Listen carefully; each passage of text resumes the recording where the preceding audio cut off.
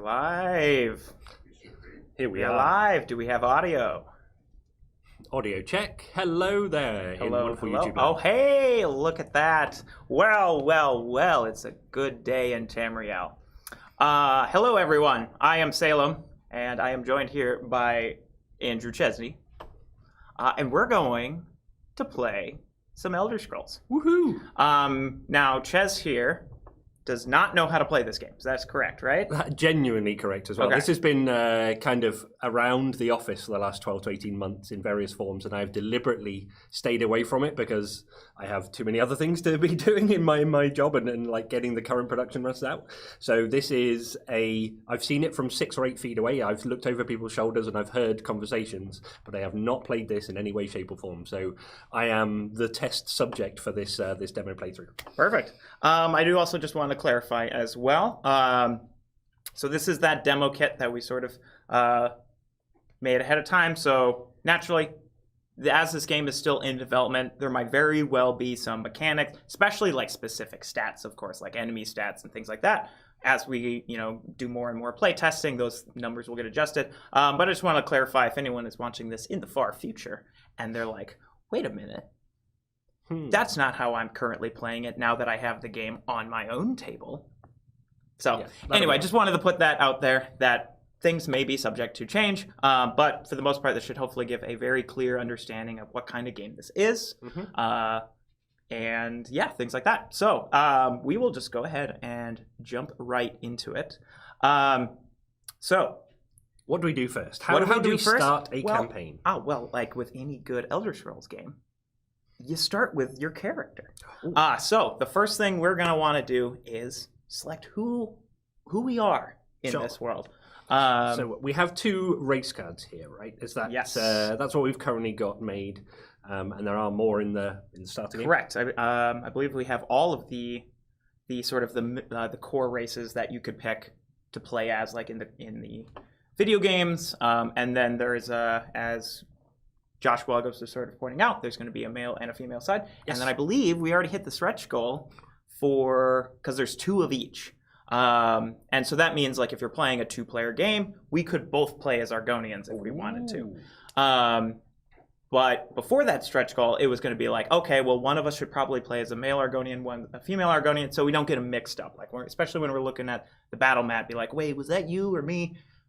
With that stretch goal hit, I believe those are all going to be now unique pieces of art. Oh, wow. So it's like if you play as 2 male Argonians, they're going to look different, and you're going to be able to be like, hey, yeah, we're 2 Argonian brothers, and we're just trying to open a bakery, We can open a bakery in this. That's amazing. Oh, okay. No, I said too much. Oh my gosh. That's the stretch goal for 5 million. I do know. There is a side quest where you have to deliver a thing of meatloaf. To a guy because he's like, I miss my mother's meatloaf, and you're like, oh, well, we'll go get that meatloaf. And then the mother's like, if he really loved my meatloaf, he could actually stand to visit instead. I do miss your mother's meatloaf. It is true. So anyway, we're getting off topic here. So the first thing we're going to do is select a character. So this, we just have the 2 at the moment. We do. We have the Imperial and the Argonian. I do love the idea of playing some kind of hard-hitting knight. So I'm going to choose the Imperial based on artwork alone. Yep. Because I don't know what it actually does in the gameplay. So do you want to be Imperial as well, or would you like to be the Argonian? I got to be Argonian. Okay, like especially the other side. That's like one of my she is so cool. Yeah. I love that art so much. Okay, very cool. Yes, I will be Argonian. Let's go there. So let's put those on our things. So here, I'm going to gesture to this to make sure we switch to that camera. This one here. This is the character map. But before we jump into that, so normally when it's in our play area, like we have our race on that side. Yep. And then we're going to have our class on this side. So we do have 3 classes for this demo kit. I do believe that these 3 classes are just sort of like, they are kind of like demo classes. So I believe they'll not be titled this in the finished game.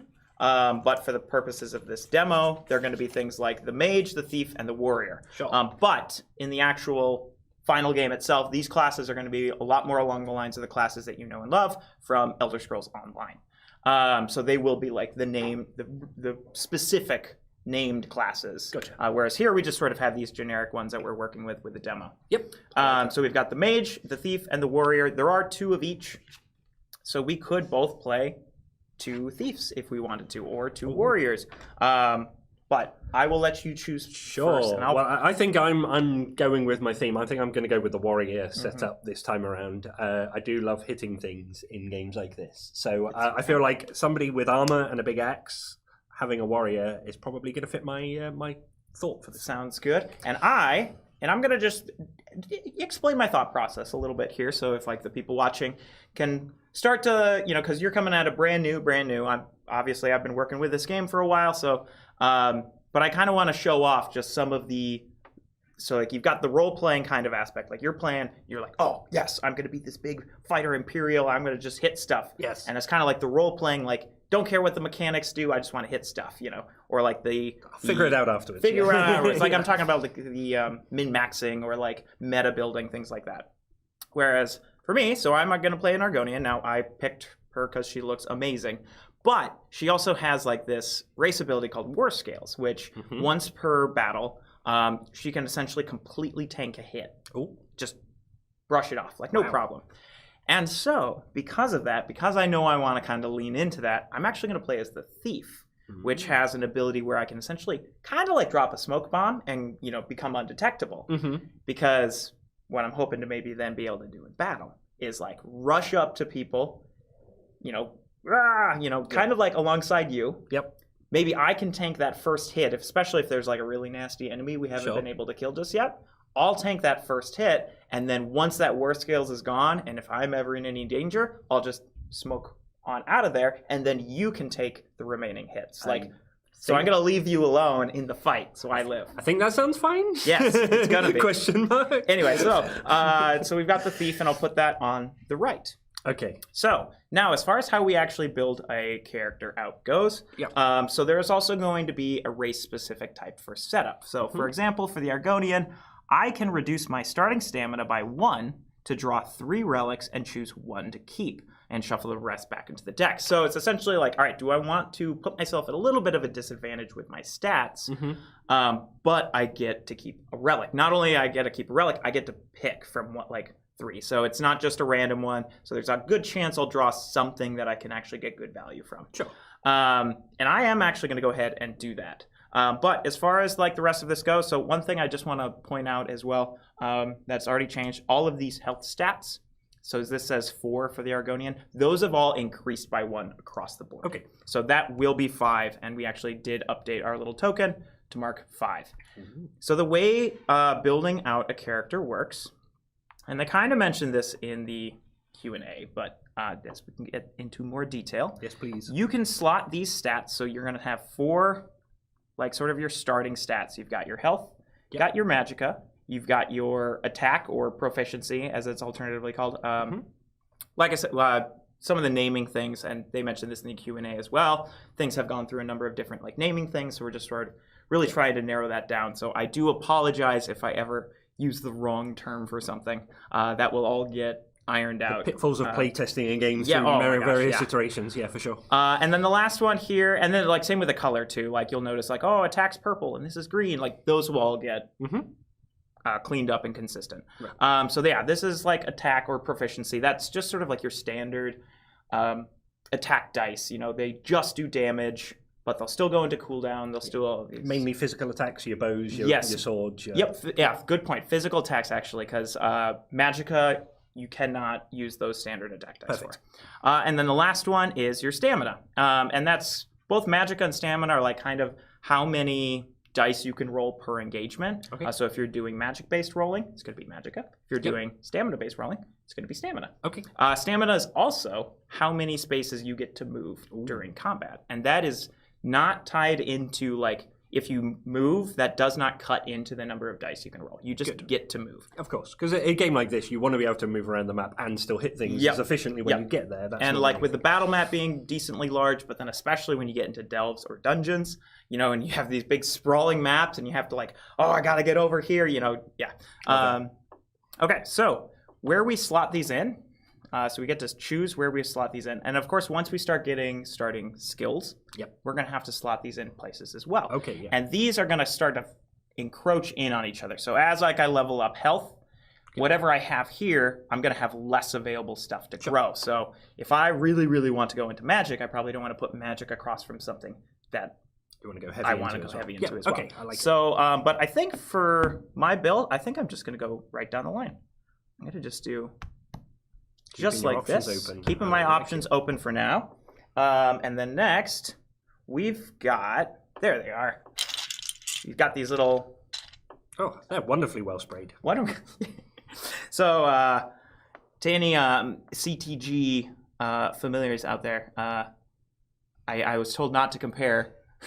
I'm told not to compare our games. It's not a game cutting. It's a component. But to anybody out there, these were the Scar tokens from Age of Tyranny that Chesney here did a lovely job of spray painting. All that work. When you're playtesting, you get components from anywhere you can, and you do whatever you need. But yeah, these of course will be unique components for Elder Scrolls. So you place these to sort of mark your stats. So like if I've got that 2 Magicka, I place that up. So that's the number of the level of your skill. Correct. You'll notice the only one of these that has like an actual number on it is the health. That's because that's like starting health, so I don't have to put 5 tokens here. But the moment I start investing in health, I'll start placing those. Gotcha. Also, I just want to clarify that you'll see there's like these numbers on the side here. Those are just for skill lines. Okay. So we don't need to worry about those for any of these stats. Perfect. All right, so stamina, I am going to take 1 less stamina, 1 fewer stamina. So it says 3 on your card, but you're going to start with 2 to go for the relic. I get the relic. Yep. Okay, I understand that. Now, with the... Oh, excuse me, I got these mixed up. This is once again about the color thing. The color will change so it matches that, because this is supposed to go here. And it does have the symbol. I was looking right at the symbol. I just decided to ignore it. Don't let your feet hit the camera stands, Chesney. Okay, I will try not to. I've got very long legs. Apologies out there in YouTube land. I am 9'7". Yeah, so since these are actually dice themselves that you roll, you just slot that in there rather than marking with a stat. So that just stays on your character mat like any other skill die. The last stat on there is cooldown, and that's going to be marked with like one of these little swords. Nice. So I'll place that there. Oh, cool. It even tells you the level of your cooldown starting skill. I like it. And then this down here is the tenacity. So as we roll misses, we get to build that up and then use it for class abilities. Okay. So that starts at 0. So slot that there. And that always starts from 0? At the start of the adventure, yes. Sure. Unless there might be, hypothetically, I don't know all the class abilities offhand, but there might be one that gets to start with some. Okay. And then up here, we've got the the overflow XP. So anytime we gain XP, we sort of have to spend it right then and there. Right. But you have like up to 3 XP you can sort of bank. So if you're only granted like 2 XP on something and the next thing you want costs 3, you can bank it up there. Okay. And the last thing here is going to be battle form. We don't need to get into this just yet because we're not going to be into a battle right away. And you get to freely choose where that goes at the start of every fight. Sure. But that kind of determines like, okay, are you in ranged battle form? So you can attack from range, or you're in magical battle form because now you can use those magic skill dice maybe you've generated. So like the skill lines, weapons that you get from like the item deck, things like that might require you to be in certain battle forms. But you can change that at any point? On your turn, you can change it in between any of like your engagements. However, changing it during battle gains fatigue. Gotcha. So it's if one of you're those set up with a sword and a shield, you can't just drop it and cast a spell with no penalty. Yeah, because you gotta put it away. You gotta take out your fireball hands before you can cast fireballs. That's right. All right. So the last thing we're gonna do, and I probably don't need to do this just yet, but I just want to show it off while this is up here. Sure. If I could have those fatigue dice. You may. So additionally, you always start, so we have that cooldown stat of 2. You always start with fatigue dice in your cooldown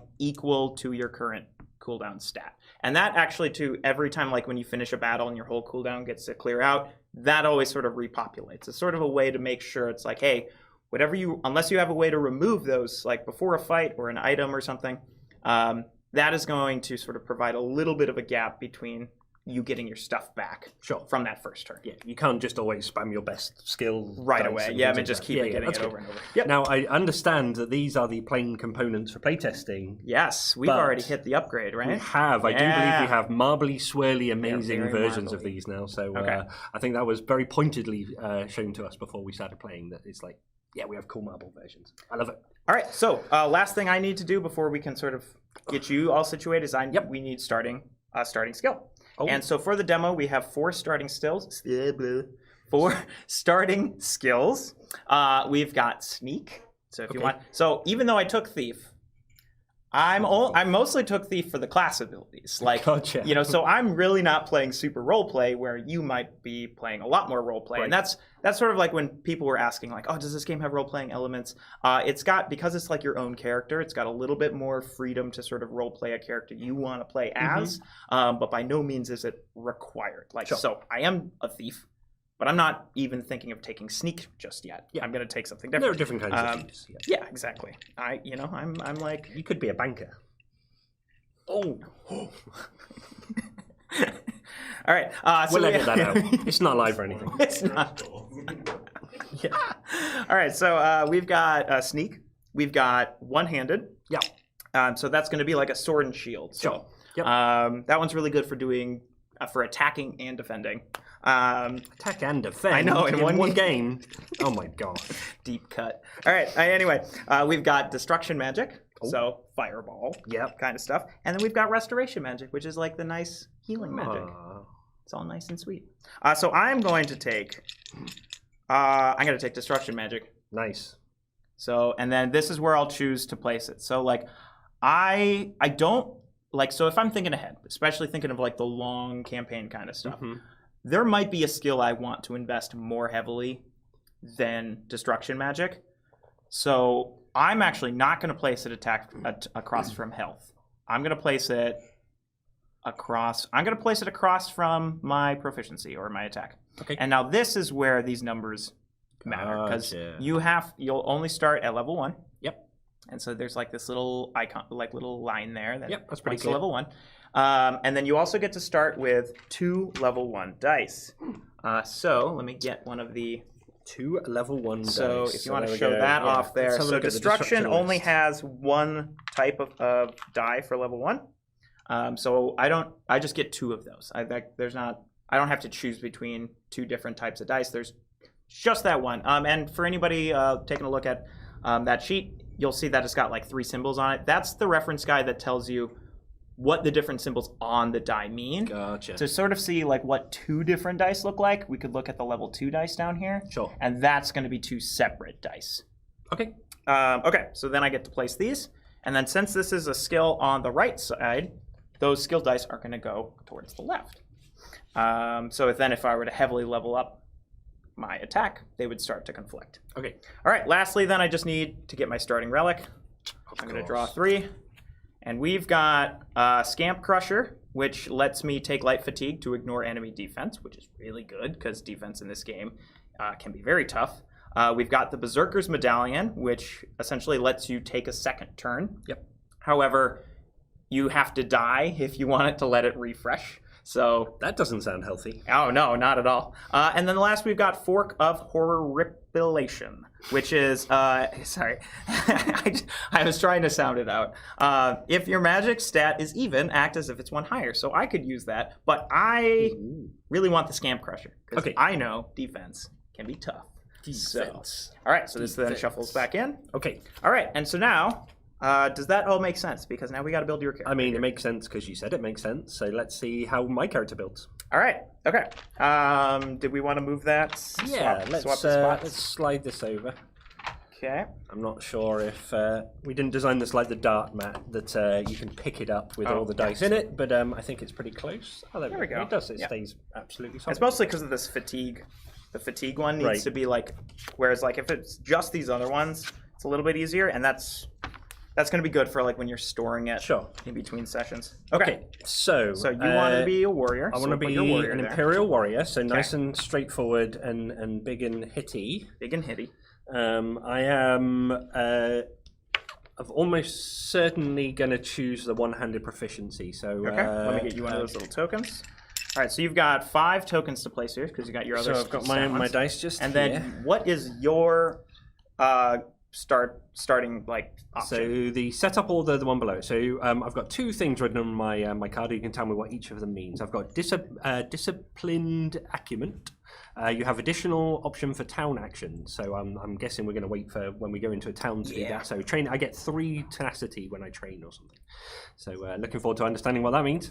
And then on setup, I may increase my hit points, magicka, and stamina stats by 1 each, and gain an additional proficiency skill. If you do, then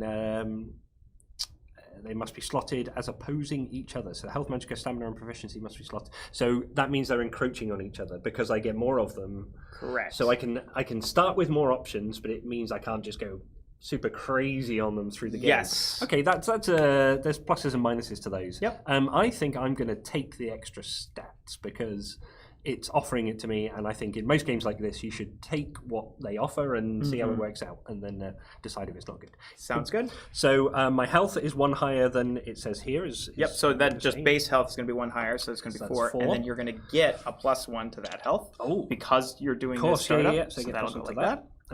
And then my stamina, and I can put these in any order I want. I just have to put them opposite each other. Correct. Though, due to the way the numbers are going to work out, unless there is one stat that you're okay with sort of not getting full value from. Yes. Because stamina is going to be 4, so that's going to be 1, 2, 3, 4. Yep. Which means anything you post next to it will only be Okay. 2. But if you put stamina here, then you could get that full value.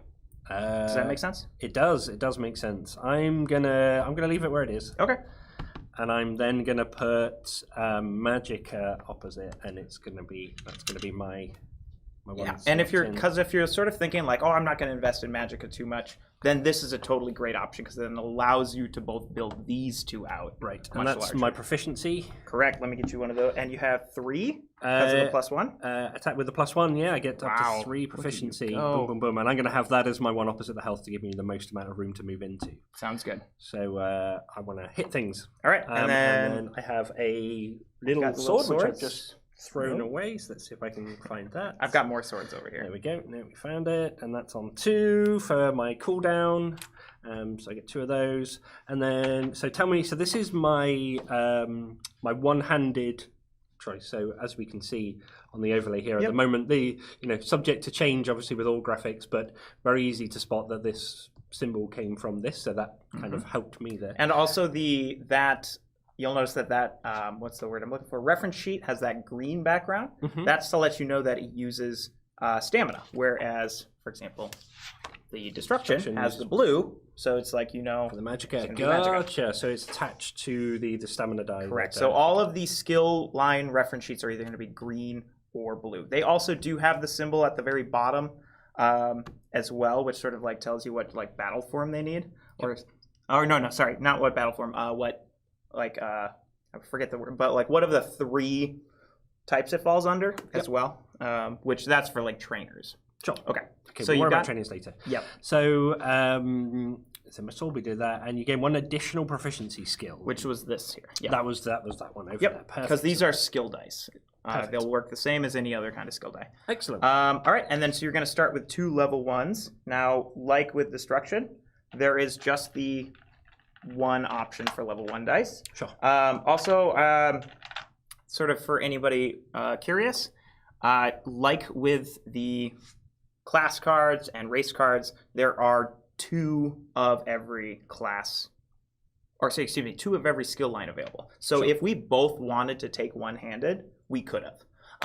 But there are only a certain number of dice per skill. So there are 7 of the sword and board dice, which is this level 1 one-handed die. Yep. So more than enough for both of us to take that, for example. We couldn't both go to level 4 or yes, more yeah. that. Whereas like as you get to those higher level skill dice, there's only like 1 level 4 one-handed die. Okay. Something like that. So you can't have 2 people who are like doing the exact same build. Sure. Please may I get some more swords for my tenacity of tenacity sword. I feel more tenacious than this, but maybe I'll get that in a bit. And there's your overflow XP. Yep. And I'll just put this in one-handed for now. Perfect. All right. Okay, so is that my mat now? That is your mat. Fully started. Okay, so I can fully started. So last thing then we need to do is get ourselves our little character chips. Okay. And then give ourselves our starting health. So here's your character chip. Thank you. Here's That's my character mine. chip. There we go. Let's put these in And there. you've So got 5 health, and I've got 5 health. directly, from the. Yep. Oh, thank you very much. Boop, boop. Oh yeah, and also too, in case sort of anyone is new to our games, one of the most common things we love to do is we'll sort of use a chip to represent like your character. Yep. And we'll get into enemy chips to show that off in a bit here as well. But then we've got these sort of red health chips to mark how much health you've got. Gotcha. And that's a really nice visual indicator too. So like if you're looking at the complicated battle map, there's a lot of things going on. It gives you that quick visual shorthand of like, oh, that enemy is almost dead because they're really low to the ground. Or Gotcha. I'm almost dead because I'm really low to the ground. I got to use my smoke bomb and get out of here. Let you take the fall. Yeah. I mean, that Anyway. sounds exactly like what you were talking about earlier. So All right, so now that we've got our characters, we would sort of then decide which region we want to go to. We've got Black Marsh already selected here. which is my favorite region actually in the game as well. So that's really cool. Nice, awesome. I'm looking forward to that. Yep. So I don't know if we want to show that off. So that's sort of like what a world map looks like, and it does lift like so. It's got Black Marsh, but the areas you actually get to visit, like the different regions of Black Marsh, are lifted from Elder Scrolls Online. Yeah. So that was sort of like when Gilly was mentioning, like, oh yeah, there's still mysteries in Tamriel that even the mainline games haven't shown off yet. Right. And so we're sort of like, all right, yeah, we'll stick to where we've already explored. But so then, if we were to go to Morrowind, for example, Morrowind would include regions that are in Elder Scrolls Online. So it's got Vardenfeld, and it's got Deshaun, and I shouldn't have tried to flex my knowledge here because then I forget that third one. I gotta feel like an idiot when somebody tells me what it was. No. I've been there. I've done things You've there. been there? I've personally, Wow. in real life, I've been there. Well, that's what playtesting does for you. Yeah. Anyway, so and then once you have a region, you select a quest, and the quests are going to be tied to the guilds. What so like is our quest? yes. So this is the Gazetteer. And so every region's got its Gazetteer. And a Gazetteer is just kind of like a little guidebook. This has all of the towns we can visit and what they can do, but it's also got all the quests. So we are going to be doing the Undaunted quest line. The Undaunted are sort of like a group of treasure hunters that are all sort of like wanting to go into the deepest delves of the world and find all kinds of good loot. All right, so I will go ahead and read the introduction here. Undaunted. It belongs in a museum. You've picked up a contract with Cyrodiilic Collections, a historical society attempting to open a museum of Argonian artifacts in Blackmarsh. The current relic being sought by the society is particularly hard to obtain, so the group has hired the services of the Undaunted to bring it back to light. Anything else you plunder in the process, of course, is yours to keep. The target in question is an ancient Argonian tome, said to contain wisdom about how to harness a rare natural resource native to Blackmarsh. Cyrodiilic Collections has learned that the book is located in a complex cave system below the city of Stormhold. The organization is light on details, but there are a few historians scattered throughout the region who may be able to help. So our starting location is going to be in the town of Lilmoth. And we've got these little beads here. They will not be beads in the final version. They're going to be more along the lines of these here. And I don't know how, if you want to, so like that little token. So they're going to kind of be similar to the mini chips that we're using for like our stats and skill line tokens. Right. So, but we've just got the beads for now. So we're going to start in Lilmoth, and then also each region is going to have sort of a unique NPC mechanic. It's like other things roaming around the map that you got to watch out for. Oftentimes they might be like agents of Deslandra or cultists that are trying to upset your day, things like that. Or they might be even specifically tied to certain aspects of that quest. Like, for example, I know the Mages Guild quest line in Blackmarsh involves tracking down a bunch of beasts that seem to have been infected with some mysterious thing. And of course, that's part of the mystery of that quest line. And so the NPC chips then are like, hey, these are the beasts rather than like the cultists. Okay. All right, so unless stated by a specific quest, the NPC markers represent a roving group of cultists that can be defeated by the party. At the start of the first day, roll a d6 for each marker. So I'll give you that. I can do that. And then place it at the landmark type rolled below. Place the first marker at the closest landmark rolled, second at the farthest. So what did you roll? I rolled a 6. I rolled a 6, so that's going to be a structure, which is sort of like villages, farms, you know, kind of like things like that. So the cultists are going to go to the closest structure. Which So is that's the Deep Swamp Forge. all right. Deep Swamp Forge. All right, we can give that another roll. So yeah, like villages, towns. Another it's another 6. 6, another village structure. I'm going to roll a But they're dice. also like if you're familiar with Elder Scrolls Online, sort of like the forge locations might be one of those places, things like that. We've got another one at Hootentzell. All right, sounds good. And then the last one is But a there's 3. only 2. Oh. I'm sorry. I'm sorry. Stretch goal. More cultists. More cultists make the game even harder. All right. And then we're going to, we won't bring up this part yet, but I'll just sort of show it off for the camera. Sure. There's also instructions on like what happens if you interact with the NPCs. So if we were to ever come across one of those, or if they run into us, because there might be actually symbols that tell them to chase us, we're going to have to fight them. Mm-hmm. But depending on what landmarks they're close to, that fight might either be harder or we get a better reward for doing it. Sure. So we actually kind of want to fight them while they're close to those structures because we get extra experience points. Okay. Okay. Do that. So now, I believe we are ready to jump right into it. Do you Nice. have any questions before we get started? How can I hit something, please? Okay, so I love your enthusiasm. We're going to jump into day 1. Yes. And so we are currently occupying the town of Lilmoth. Now, for day 1, you start, you don't have to go to that starting town. Sure. However, towns are very, very valuable to get you sort of situated, get you started on this quest. By no means is it required. If you just want to go like, no, we're rushing it. I actually need to read what our quest step is. We might want to know what we're doing, right?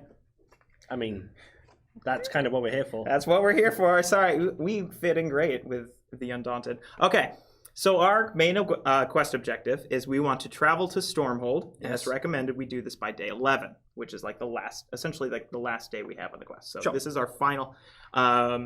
So that is like the end goal. We got to get to Stormhold because we are going to begin to delve. That will initiate the end of the quest. All the way to the So northern Stormhold's tip of all the way Black up there. Marsh. So we also will have some of these sort of generic, just kind of standard. Once again, not going to be beads, but tokens that you can use to track things. So that includes like quest steps. All right, so we can put that one up there. We have a side objective as well. Research the caves below Stormhold by traveling to Stone Wastes or Percolating Mire, spending a group town action and discarding equipment equal to party size. Recommended to do this by day 6 if you choose to do so. Sure. This option will make the final delve less challenging.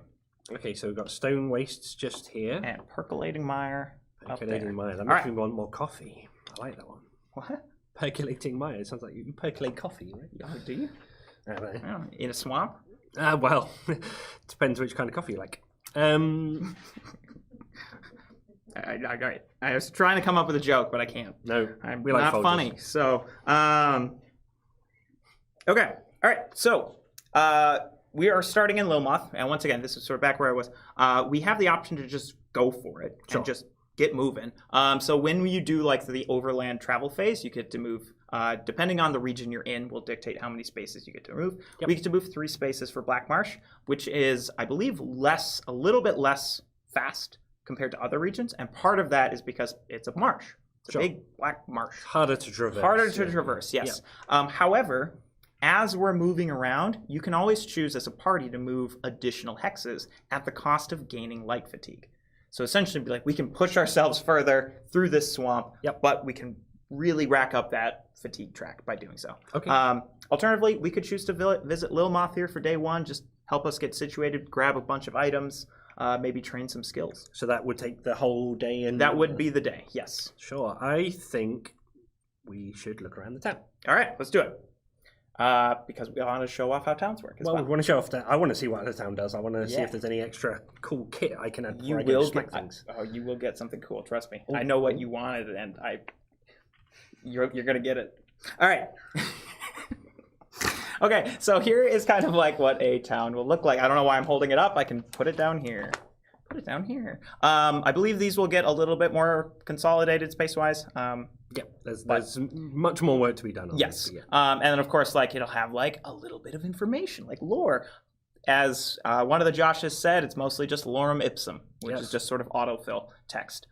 So unfortunately, I cannot read that right now. It will not be... You mean you didn't memorize the background of every town? Well, I know Lilmoth is like a big market town. They've got a lot of shops, which leads me into our city details, which we have astounding selection. For each item you want to purchase from the shop, purchase 2 instead. It also does have places like a guild hall, which I think that is a mechanic that will be getting changed. But on the other side, it's got like a quest board. Quest boards are where you can get side quests. We unfortunately do not have any side quests for our demo. But how those work are sort of like, it's going to be like a tarot size card.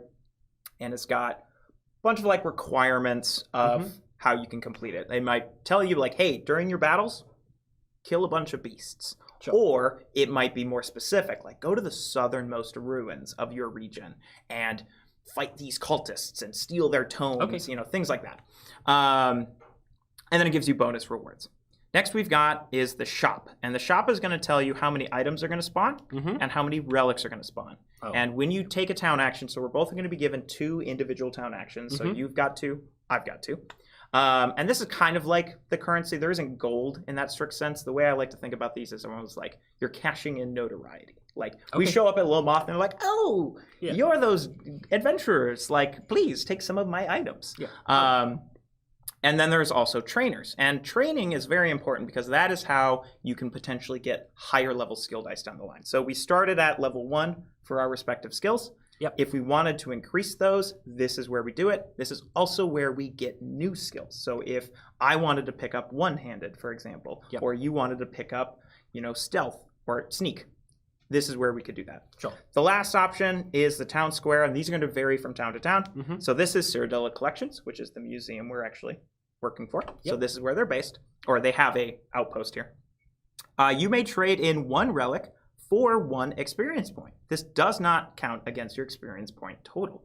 So group XP is kind of like how the game scales. As we get more XP, we're going to spawn more enemies and stronger enemies. This would let you gain an experience point without actually increasing that. All right, so let's go ahead and let's populate the shop here. Sure. And if you want to put these over, draw 6 of those and lay them out in a grid for the close-up camera. Oh, you flip cards that way? Why do you do it that way? Yeah, I do. I do it the other way. And these will also, of course, have full art and everything. I don't know. Stretch goal. No, that's not a stretch goal. That's just gonna. That was the $1 stretch goal. The $1. There's a barnacled crab. I told you were gonna get something you wanted. I was in the chat earlier talking about Team Crab, so I must. High aisle. It's a stretch goal. No, not everything has to be a stretch goal. People. Okay, so we have a barnacled crab, we have a steel maul, a Falkreath meatloaf. Talking about meatloaf. The meatloaf. Stinkhorn tonic, old Mary orphan gruel, and a U Inferno staff.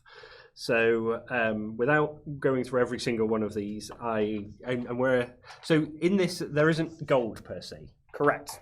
This is just, we get offered a number of things and we're trading in either notoriety or whatever it is at this point to just take some, and we're allowed 2. We said here, right? We purchased 2. So 2 per town action. So normally when you take a town action, you just get to buy 1 item.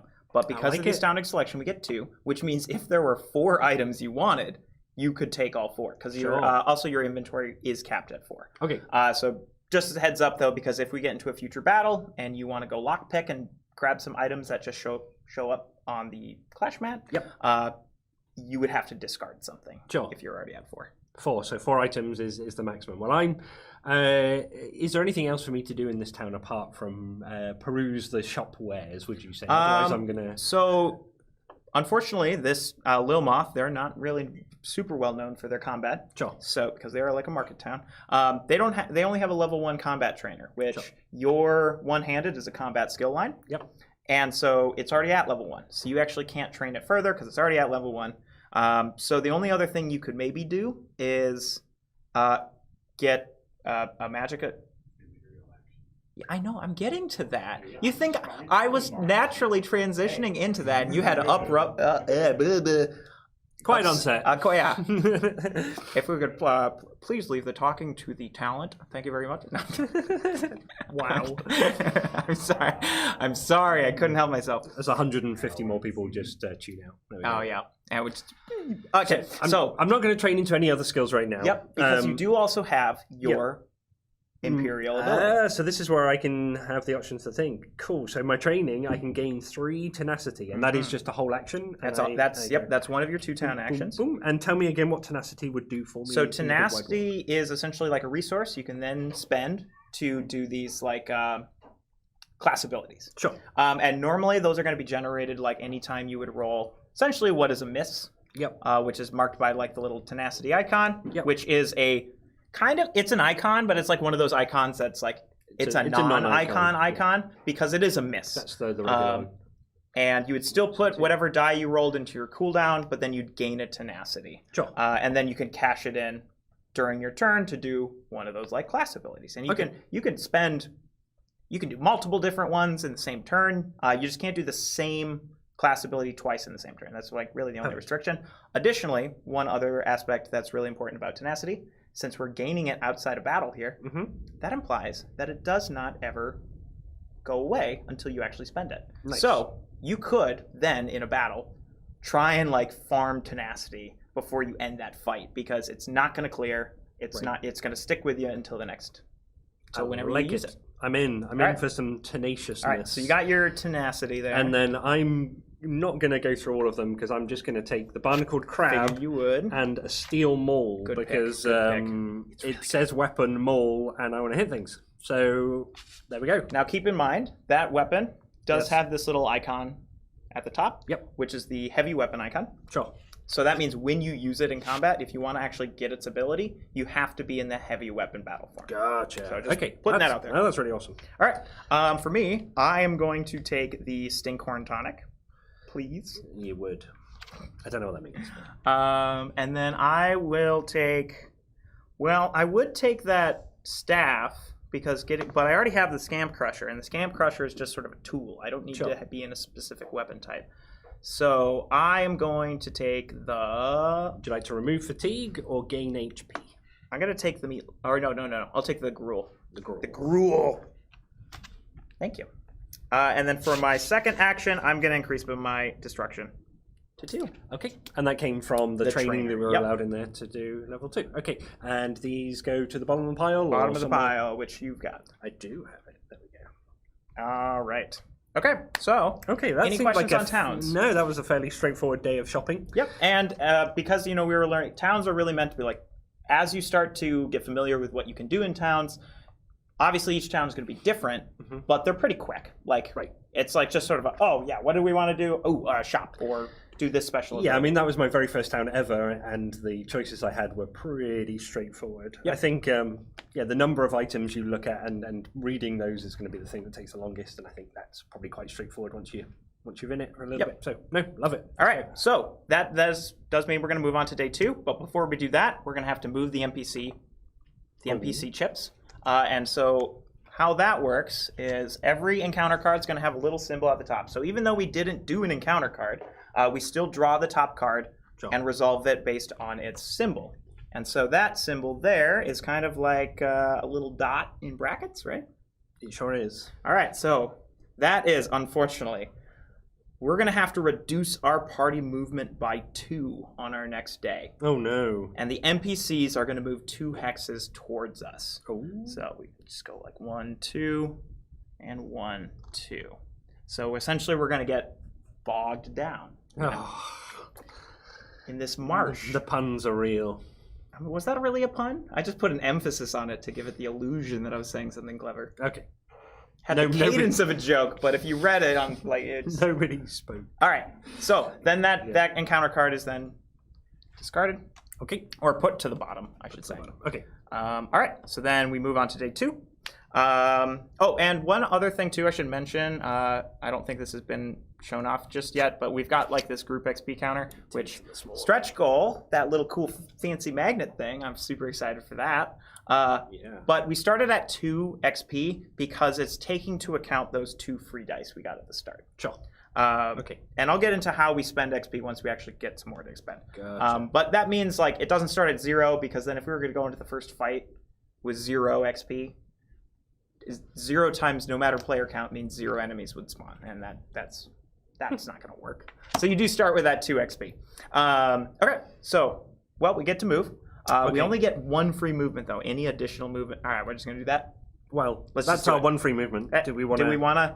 We could, like, for example, if we wanted to fight those guys and get some bonus XP because they're close to a structure. Oh. We could spend 2 fatigue to get there. Let's do it. Show me how you spend fatigue. Yeah, let's do it. We're experimenting here. We're showing off. Where's my fatigue dice? Okay, so we're going to push ourselves. So we got our 1 free movement, but then we're going to move 1 more. So that's going to, we're both going to gain a light fatigue. Okay. And then we're going to move 1 more as well to fight these guys. And so we get another light fatigue. And so, because we are interacting with the NPC chip, we are not going to draw an encounter card. We're instead going to consult what it tells us to do. So that is the encounter. That is the encounter today. All right. So, we're going to probably want to move this over a little bit so we can set up our clash. So if you could grab the big clash mat there. Oh, excellent. The field of battle. All right. So, we're going to have to do a clash, and what we're going to have to do is conquer. And I sort of showed this off before, but kind of looks like that there. You're probably not in the camera, it's fine. Probably not, no. It looks like this. Yeah, it looks... all right, so we're going to set up some loot chips, because this game has a way that you can actually get loot during battle. Oh, wow. So we got like that. Random chests. And then now we're going to have to calculate the number of enemies that we're going to spawn here. So the way you do that is you take... Hello. Oh, okay. The way you do that is you take the... You are, in fact, a key grip. The group XP counter multiplied by the number of players. And so we're group XP of 2. So 2 times 2. We're going to have 4 enemy... Essentially have 4 enemy pool value to deal with. So the day of the encounter... Not the day, the group XP. The group XP. Yes, which they're both 2 today because of coincidence. Gotcha. But, all right, so if that NPC marker is within 2 hexes of an outlaw landmark, which it is, we're going to have to add 2 to the enemy pool. So if we had 4, it's now going to be 6, which means we're going to have to deal with a 5-pointer. No. If the NPC is within 2 of a ruin landmark, which it is not... Nope. And the ruin is the little... sort of the crumbling... construction. No, that's 3 away. Yes, we're good. They would have extra health. Okay. +1. And if the NPC is within 2 hexes of a structure, add 1 XP to the encounter reward, which we're going to get 3 XP from this. So 4, actually, is what we're going to get if we live. So that's what we're fighting. If we can win. If we can win. All right. So... I feel good. We need the enemies, and I believe they're going to be in those 2 bags. Is there no enemies in there? This one and this one. Ah, these are the big ones. These are the big ones. Okay, so we don't need the big ones. We just need the... So if you will go ahead... Oh, we should probably... All right, so guys, we're going to take a look at that little diagram, and we're going to spawn the first enemy just there. Here. And is there anything in this bag? Anything in that bag, but place it on its 5-point side. Okay, so there's a little 1 at the top and a little 5 at the top, so I'm guessing that's what that means. So let's put it under here. So we have a Voroplasm. All right, and it's got its health is in the top left. So health is 4. 4, okay. Underneath it is going to be its like aggro, or like its threat range. Which I heard egg roll. Egg roll. It's egg rolls. it's aggro. It's threat range. Aggro. Yep. The purple banner is like its attack. That's how many proficiency dice it'll roll when it attacks. Okay. And then the last one is its defense. And defense is like how many points of damage you have to deal to it before you can start removing health, and that's every turn. Sure. So every turn you got to factor in that defense unless you're dealing true damage. Sure. All right. So that is going to go just there. Yep. 4. So there. And then because we have 6, it's going to be a 5. So now we need 1. We need a 1. So we got a 5 and a 1. That does indeed make 6. Oh, that's actually not so bad. So there we go. The next one we have is a Bosma Bandit. Ooh, how much health? In Feeble 1, he's got 4 health. 4 health. Threat of 3, 1 attack, and no defense. Ooh. He seems squishy, although he does have a bow. Does have a bow, yeah. Yeah. Oh, he's there. Oh, is he there? Yep. Okay. All right. Moving things. Yeah, so he's going to be ranged because he's got the bow, which means that's going to be his range is his threat. Gotcha. For melee units like the Voroplasm up there, its range it's melee, so it's adjacent. But what its threat is essentially how far away can it see you? Right. Because enemies are not going to automatically be active. They're only going to be active if they see us. If they aren't at full health, so this is like when you're riding around and you see an enemy creature, you can decide whether to skirt it or get in its range, and it rushes at you.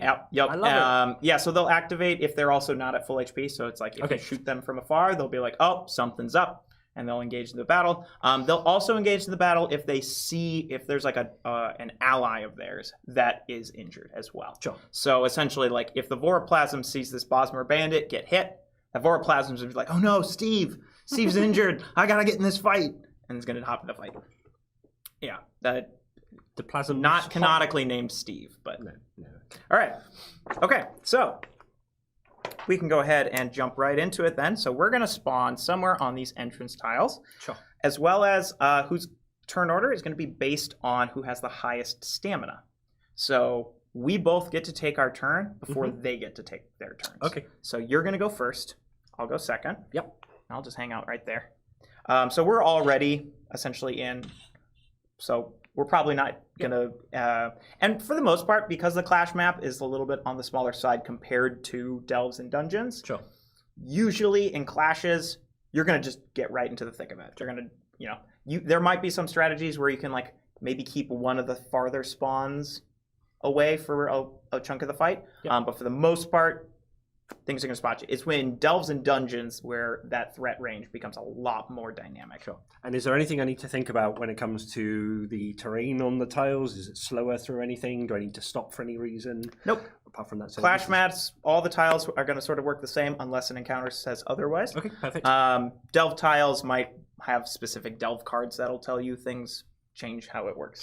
So anything that in kind of like influences what you're going on will be on top of the mat, not the actual mat itself. Correct. Okay, that sounds great. All right, and then I got myself the little skill reference sheet. Reference card. Yep. Oh, you got one as well. So, for example, Enfeeble, it's got Enfeeble 1. After attacking, after it attacks, add light fatigue to the target's cooldown. The other one's got Native. So Native is kind of like a skill we added to try and have a lot of enemies sort of give regional flavor to them. Gotcha. So like, for example, if you fight a wolf in Skyrim versus a wolf in Blackmarsh, those wolves are going to be a little different because they're from different regions. But the chip is the same. So region is going to be defined by your region's gazetteer. So for this one, all native is going to be Infect, which is target takes true damage equal to their current tenacity. So with your 3 tenacity, you probably don't want to get hit by that Voroplasm just yet. I trained for this. Right. Okay. So we go first, and again, explain movement for the first time. Correct. So where am I getting the and we're gonna value from? Just sort of set this with that stretch gold, like the magnetic little things. This will have a nice little home in that little thing. But for now, that's the round counter. Nice. Okay. So on your turn, you can. For free, you can do your movement, which is up to your stamina, so you can move up to 4. You can also perform 1 free like engage, and that engage is going to be like a die roll. You can also do like class abilities as well. However, you are able to take additional engage actions at the cost of a light fatigue. So, for example, if you wanted to run up to this guy, and hit him, and you were capped at 4 dice or something because of your stamina, then if you didn't kill him, you could take an additional engage action at the cost of a light fatigue and then roll some more dice that you maybe have access to. Of course, you actually have to have them available, so they can't be in your cooldown. But you can take big swingy turns like that if you're okay with clogging up your cooldown meter. I'm actually starting to think us fighting just 2 enemies was a good call here. Because I'm feeling pretty confident we can get through this. Well, let's see. So, so movement up to 4. And now movement you can take before or after engage stuff, but you cannot break it up. So I can't go 1, 2, fight. All and then movement, another yeah, two. all movement is done at once when it's that actual sort of. So I can go 1, 2, 3. Do I have to stop if I'm engage a creature like that, or can I? You can run past him if you want to. There. I want to get closer to the treasure and treasures, far away yeah. from the plasm. Yes, because all enemies will move 2 spaces. Okay. Max. 2 spaces max. Max. Okay, so I'm going to go there, and now when do I set my fighting style? Because that makes a difference for my maul. That will be at the start of the battle. So if you want to quickly switch that, because so that's what I want to do for the thing. Okay. I want to do big axe. All right, your steel maul. Okay. So steel maul, and my steel maul says if you only roll a single proficiency skill with this attack, set the result to 2. Mm-hmm. So that means I can just do a 1 dice. Yep, you can just do a 1 dice, set it to 2. Becomes a 2. Yep. And explain again how I can hit it again. I would.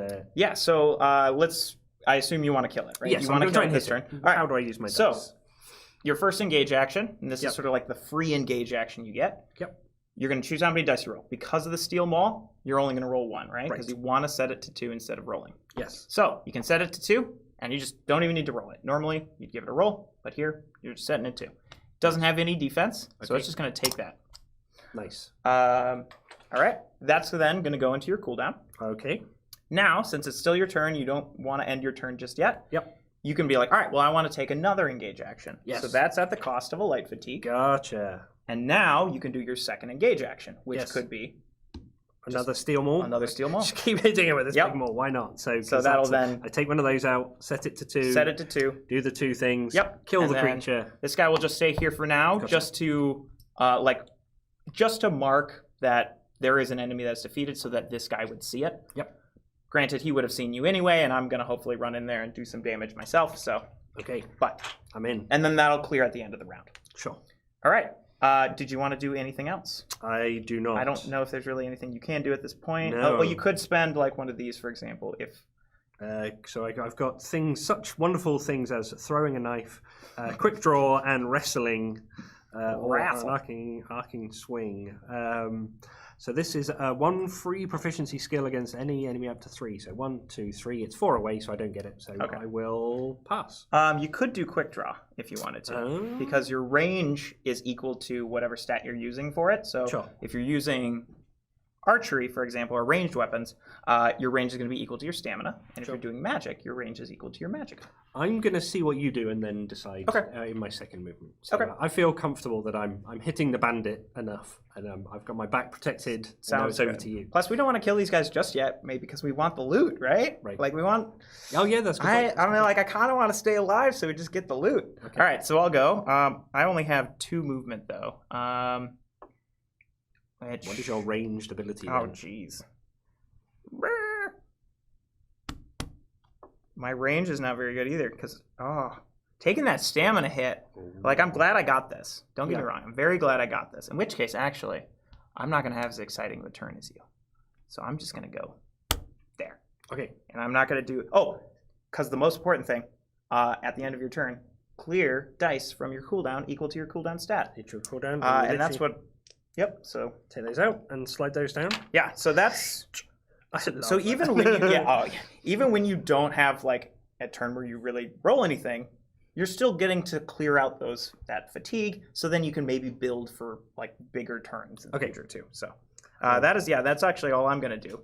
So now they're gonna go. They're gonna go in order of threat range. Like what's their threat stat? Order of aliveness in this case. But yes, order of aliveness in this case. So this guy will activate because he sees both of us, and he sees his dead friend. So he is going to go towards the strong... So he actually can attack any number of enemies that he's next to, but he's going to go for the strongest. Sure. However, he would sort of disregard that if he could reach one of us. Sure. So he would just go like... There's an order of operations. Go to one you can reach, and then do the time. So since he can't reach either of us... and we're both the same distance away, then he's going to go for the strongest, which ironically, we're both at 5 health, so we're both technically the strongest. You can go straight down the middle and get in range of both. Yep, so we're going to just have a move like that. Then at the end of the round, every defeated enemy is dead, so you can actually go ahead and... Back in the bag, or do you discard? Since we don't need to track it, you can go back in the bag. Okay. There might be some things where it's like you'll need to track like how many enemies died this encounter, or things like that, but... We're not doing any of that. I So might get a diary and record all the creatures I kill when I play you're the gonna full name campaign. them too. Like yeah. this was Jeffrey. No, Steve. Steve was his name. Yeah, he can't change his name now. He's dead. Sorry, Jeffrey will have to wait. Okay, then we enter round 2. Okay, that's nice and simple. And then I have a feeling I'll be able to just demolish this guy. So Okay. if you want to focus on treasure, okay, let's go and get some treasure. Yeah, So again, I've so- got a stamina of 4, so I can do 4 Yep. movement. and the only thing that will sort of interrupt movement is Yep. treasure. So you could actually go. You were here, right? I guess, yeah. You could go 1, 2, Oh, you're unlock the onto the treasure. treasure. 3, 4, unlock that treasure. Oh my gosh, that's so good. And we're part of the Undaunted. We gotta get the treasure. Yeah, I'm going to We scoop it up. gotta get the I'm going to treasure. scoop it up. Okay, so Okay, that's so- 2. How do I Yeah, gain we're gonna that show treasure? off how lockpicking works now. Okay. Sorry. What? I'm I sorry, can't just smash this open? No.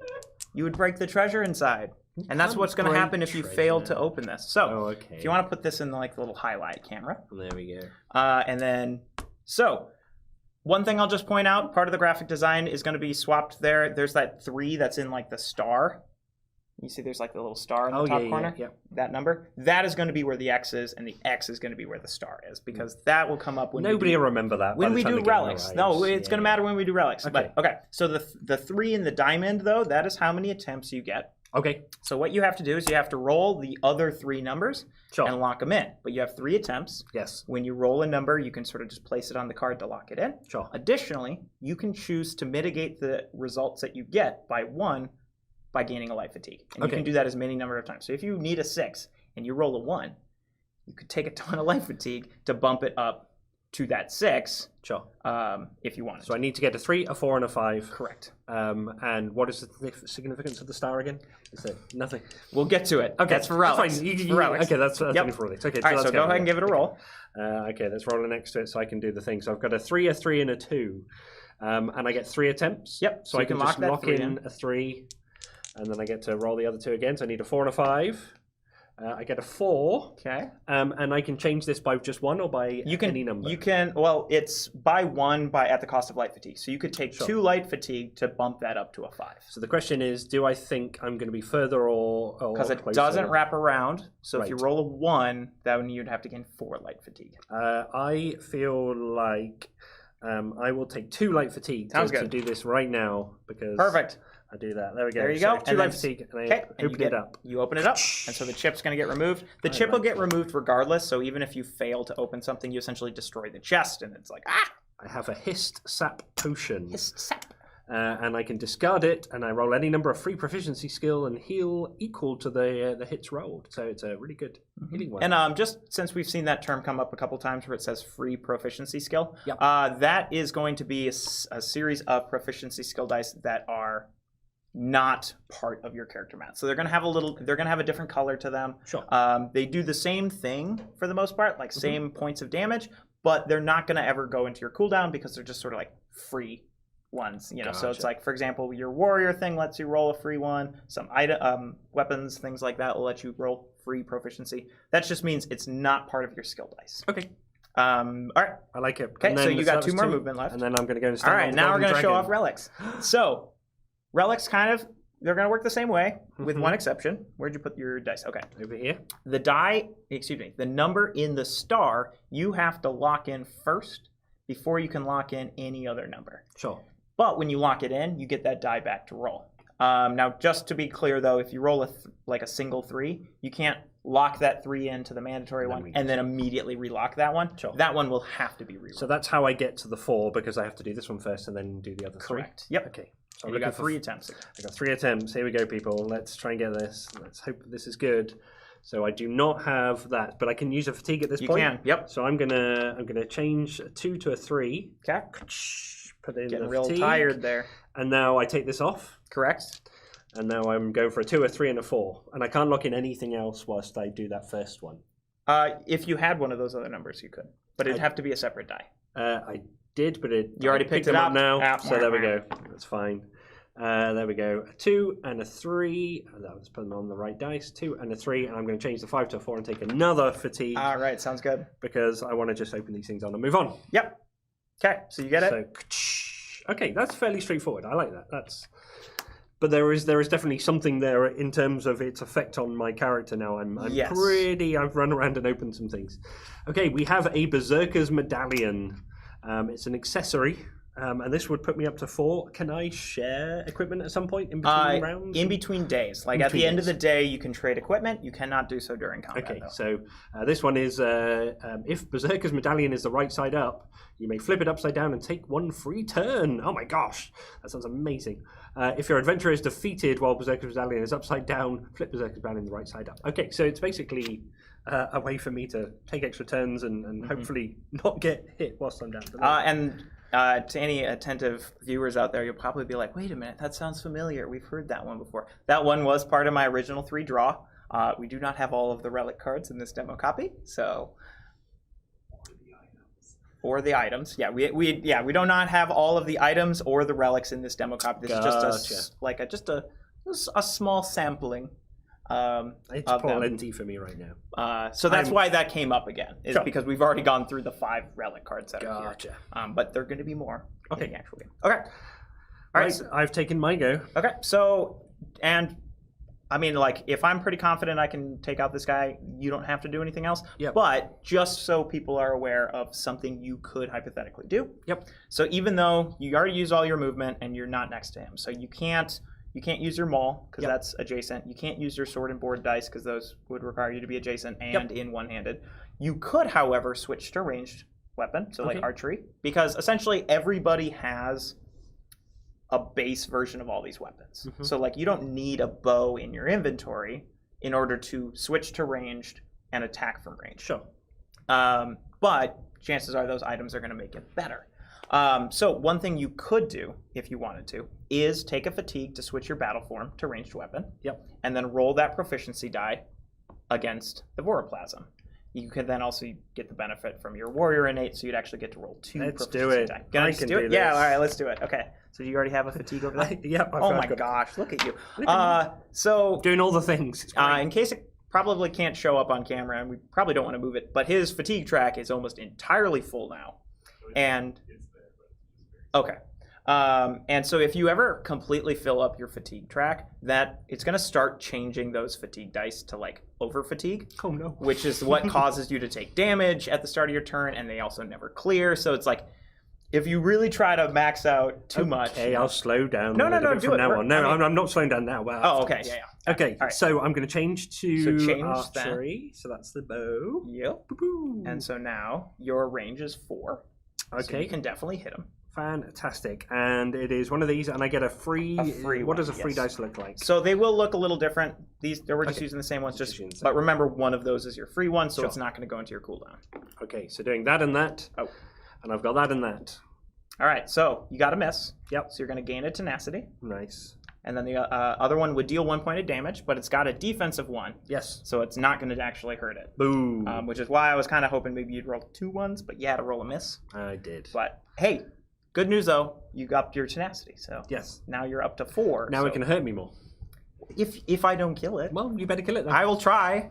Otherwise, I'll just go undetectable, though. Okay. So, and if I wanted to trade in my tenacity at this point, that's even more fatigue? No, you'd just be able to do that. I'm going to try it again. Okay, so one of these, let's just put that there. One of those is going there. Sure. This will go back to the supply because it was the free one. So I'm going to use my quick draw and try and do 2 more shots against it. So I take. Sounds good. So that's going to go by 2. So this is actually spending the number of tenacity. Yep. So you're spending 2 tenacity to use quick draw.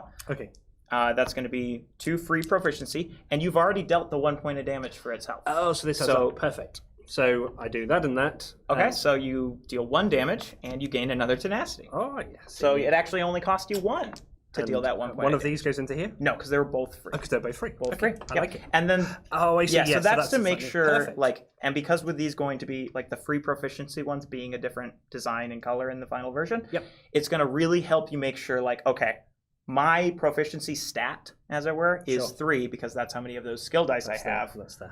And so that's why it's going to make sure like these ones are the only ones ever actually on your Love map. it. Okay, so you dealt the 1 point of damage. Awesome. So you got to experience some more features almost there. Exhausted. Yeah. Now, but, all right. Okay, so then I'm going to go. Well, I meant to.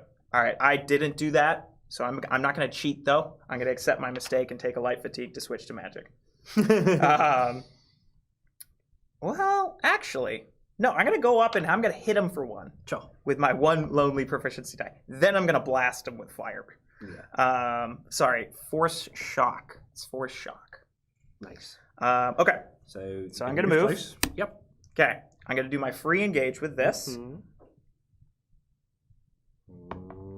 Okay, 1. I'm going to use my Scamp Crusher tool, though. Yep. Take a light fatigue to ignore up to 2 defense on an enemy. So I only got 1, so I get to ignore it. So that hit actually goes through these. Yep, so that's going to go through and hit. This will then exhaust. Then I'm going to take a light fatigue to switch to magic. Magic weapon. Gotcha. Take an additional light fatigue because I'm taking another engage. Nice. That. And then now I'm going to roll both of these. Gotcha. So that fatigue really does add up pretty quickly, but it does allow you to do many, many things. All right. So, this is actually kind of the best I could have hoped for. Because there's this symbol here. Yep. That is going to let me gain 2 tenacity. Yep. And a light fatigue, which that's fine. It's going to clear at the end of the fight anyway. But then the other one is deal 2 damage to your target, which is exactly what we needed. Huzzah! So that's going to defeat it. And then that's the end of the fight because we killed all the enemies. Yay. So unfortunately, we don't get to like go for that loot. So that's where it's like sometimes if there's one guy left alive, sure, you can be like, all right, let's keep him alive so we get all the loot. But I think we're okay. We're sitting pretty good. We've got enough loot. All right. So then that will go back into the bag. We'll take our characters. Now we're at full health because we crushed it. Yes. I do really think it was a good idea actually for us to fight only 2 enemies, because if the enemy pool was 4, it would have been 4 weaker enemies, but more enemies. So that's a little bit harder than if you get those nice thresholds of like, oh yeah, 6, because that's just 2 enemies. But you get a chance to recover health up to your recovery stat. Sure. And that's true if you died too. If you died in combat, you need a full party wipe in order to actually like lose the encounter. Okay. But if one of us died, then we're just knocked down. For yeah. Yeah, that's fine. But then your entire cooldown gets to clear. Our entire cooldown. Yeah. So another good reason too, like if it's like it allows you to like kind of end the battle with a giant flourish if you want to. Yeah, like, exactly. I you mean, got really to do that whole you know, everything goes back, and then you do get fatigue dice back in your cooldown equal to your cooldown rate. Nice.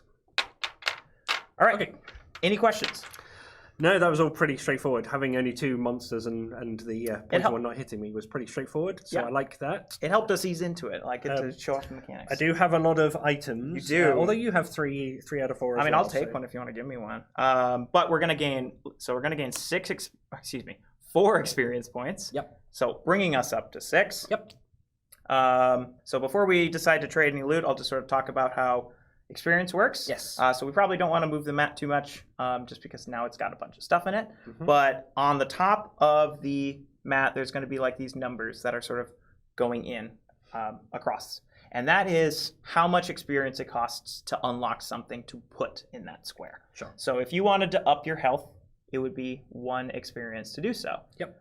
If you wanted to do it one more time, it would then cost 2 experience. However, on the flip side, if you're going this way for your attack, it would be 2 to get your next attack die, and then 3 if you wanted to go one further. So the farther upgrading you are down the skill line or a stat line, the more expensive it's going to get. Understand. Additionally, you can choose to upgrade your cooldown, which I believe the amount is, and this is one of the more recent things that changed. So, but I believe it's going to be, it's the cost is the stat it's going to. So if you are going to move it to 3, it costs 3 to move it to 3. Then 4 to move it to 4. Yep, that makes sense. So it gets really expensive, but as you can see, like when you're filling this track up on some turns, having 6 cooldown is insane.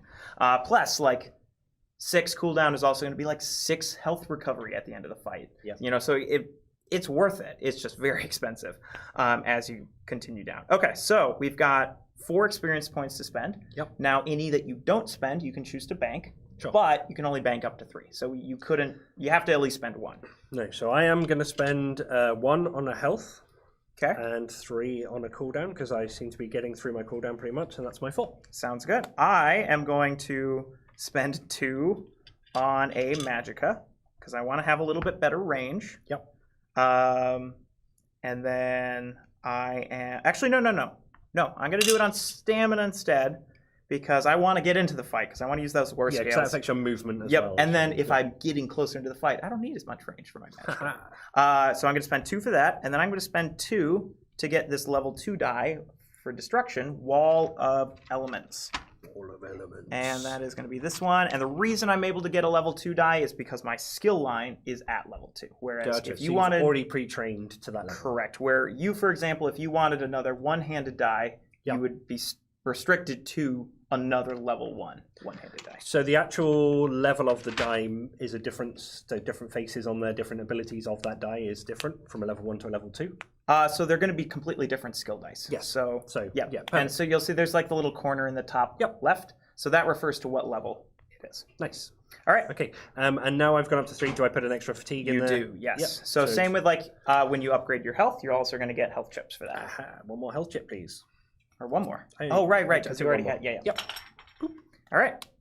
Okay. So then we clear that NPC chip. It's gone. We eliminated the cultists. And I love that. I love the idea of those cultists. It was just this Bosmer guy, right? It was a Bosmer, I believe, just hanging out with his pet Voroplasm, and he's like, the dark shall reign, running around.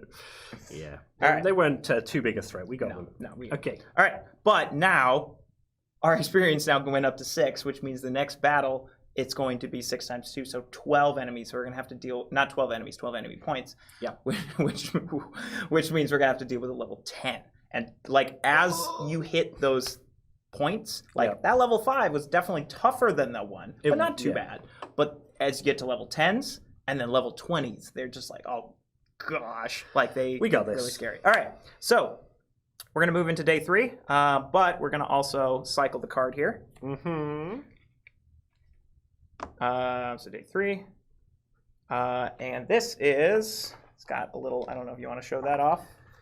Let's have a look. Captive audience. And so that's got the little point arrow thing. You lot. And that's going to be roll a d6 and refer to the Overland map compass, which we actually don't have printed at the moment, but I know what it is supposed to be. 5. So 1 is due north, I know. Yep. So 5, so it's going to be south, east, west. I thought you said west. West. So we're going to stay put, but all NPCs are going to move 3 hexes in that direction, which is just the 1. Boop. Did you move 3? 3. Sorry. Yep. When you said just the 1, I just moved 1. Sorry, just the 1. I can only have one number in my brain at a time, apparently. All right. And then that will get moved to the bottom. Okay. There we go. Yep. And then just so people are sort of aware, this deck, like the encounter decks, are usually going to have, because as I already know what this next card is because I can see it, and then I know what all these encounters are because there's going to be like a cover card though, so you can't quite, Gotcha. You can't be like, oh, we know what's next. Yeah, but just to sort of point out there to people who might be like thinking about these decks, these encounter cards, things like that, they're meant to be sort of a spread where most encounters are going to be some kind of peaceful from this deck. But there's a good number of clashes, like that one we just cycled was a clash one. There's a couple delves, so delves are sort of like these a little bit more rare because they usually take a bit longer too, because you can always choose to leave a delve, but if you want to fully explore a delve, they're going to take a little bit longer. And then so it's going to be where the crux of like the combat is going to be like, are you engaging with the NPC chips? Yep. And the quests themselves are usually going to provide a good consistent level of combat encounters depending on the quest you're doing. Whether that's a couple clashes or maybe one really large delve, which will be the case for this one. Yep. But then there is still a chance you'll get some of those things in the deck here. So anyway, I just wanted to put that out there. Nope, it's a good mix. Because if it was nothing but combat, it gets a bit exhausting. Yeah. In every way. It also has like the nice benefit then of letting you gain experience, like more experience in between fights. So it's like you'll do a fight. You'll get to use your skills. You'll get your experience, but maybe it's just like, oh, I only was able to like increase my stamina stat by 1. That's not super exciting. Yep. But then if you get a couple peacefuls in a row, then the next time you're in combat, you're like, okay, I've increased my stamina. Right. I've gained these new skill dice. I've leveled up my cooldown. You've done all these things. So when you go from battle to battle, it's like the amount you can do between battles is like, the amount you get to be able to do I understood. Yeah, okay. Yeah, I understood. All right. Anyway, so now Moving on. moving on. We're now into day 3, Okay. so we can move up to 3 again. So we've got 11 days to do this, and we need to decide whether or not we've got time to clear these to get up. Now we only have to clear one of those side objectives. Sure. We can't reach this one today, so maybe we just. I'm thinking we go straight north. You know, like the scene in the beginning of Baby Driver where we just like do a quick getaway. So 3 spaces. And then that would put us safe from the NPC chip. Okay. Yeah. Let's do it. Done. Okay. So because we are not doing a town, we are also not doing a overland mechanic, and we are also not doing a side quest or main quest. Then we are actually going to draw from the overland. Gotcha. card. Okay. Perfect. Okay. Is it written in the stars? The night sky looks lovely at this time of year. As you take in the firmament, you become aware that you're not alone in your admiration. A friendly Imperial in a snug robe sits up from his station further down the hill and introduces himself. I'm with the Order of Stargazers, he says. The heavenly bodies are beautiful, but their grandeur is eclipsed by the secrets they can tell to those with ears to hear. He invites you to learn the ways of the Stargazers, at least for tonight. There's a whole new world up there, he promises. So we've got 2 options here. Oh, nice. Show off the 2 options. So that's like the front of the card. Front. And that. So, I mean, somebody said earlier in the chat that there's a lot of text on these, and that's because it kind of sets the scene. It gives you, 3 sentences. It's not a huge amount to set the scene, which is pretty important in these kind of games. And then the options on the back are stay with the Stargazer and learn about your star sign. I'm Sagittarius, by the way. I don't know if that's on the card. It was an option. I mean, it's we just use sort of more general months. That's fair. Or decline the Stargazer. Stars are better served for navigation than horoscope. So declining is a shorter option, and that is add 4 to your next movement on the Overland map. That's huge. So that'd be 7 unless we're impeded by this. 7. So yeah, that could be. We could get there. We could go pretty far, and that might help us if we want to spend more time on a side quest or something later in the game, I'm guessing, obviously. And then the top one, which is staying with the Stargazer and learning about your star sign, advance the XP counter by 1. Each party member gets the benefit that corresponds to that player's birth month. So I would get permanently increase your proficiency stat by 1 if possible. And I'm in June.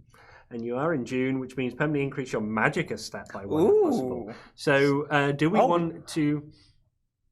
Oh, what? So... I know we were talking about that 4 extra movement, and that's really good. It is. But this would only increase the group XP by 1. Yes. I would get an additional ability that would normally cost me 2 XP. Sure. And you would get one that also costs 2. Now, I don't know if you're planning on filling that with health or not. No, I was planning on getting a proficiency there, so I'm pretty happy to take that, as long as you don't think the loss of movement will hamper us too much. I think we'll be okay. It's only day 3. And since this is the demo and we do not have side quests, we have the luxury of not needing to go complete a side quest. All right, let's take luxury. All right, so we're going to stay and learn. Yes, read the stars. Teach us your portent. So I get an extra magicka. Please may I get an extra white die? Thank you. There you go. And that goes in there, and I don't need to change anything else on my mat to show that I've got that. It's just the actual die. Correct, and then this will go up only by 1. Only by 1. So we actually essentially we both got a free XP point there. I like it. All right. It does have a symbol, though, for NPCs, and I think this is the one that, it's going to reduce our party movement by 2. It makes sense. It does make sense. Hanging out with this Imperial, so we're going to reduce our party movement by 2 again. Okay. So we're only going to move 1 unless we want to take some fatigue. And then the NPC is going to move 2 hexes towards us. So, but we are still safe. This is what comes first, our movement, or is it the next day? They're going to move 2 right now, and then tomorrow we're only able to move 1. Okay, unless we wanted to take extra fatigue, which maybe we do. Maybe we do.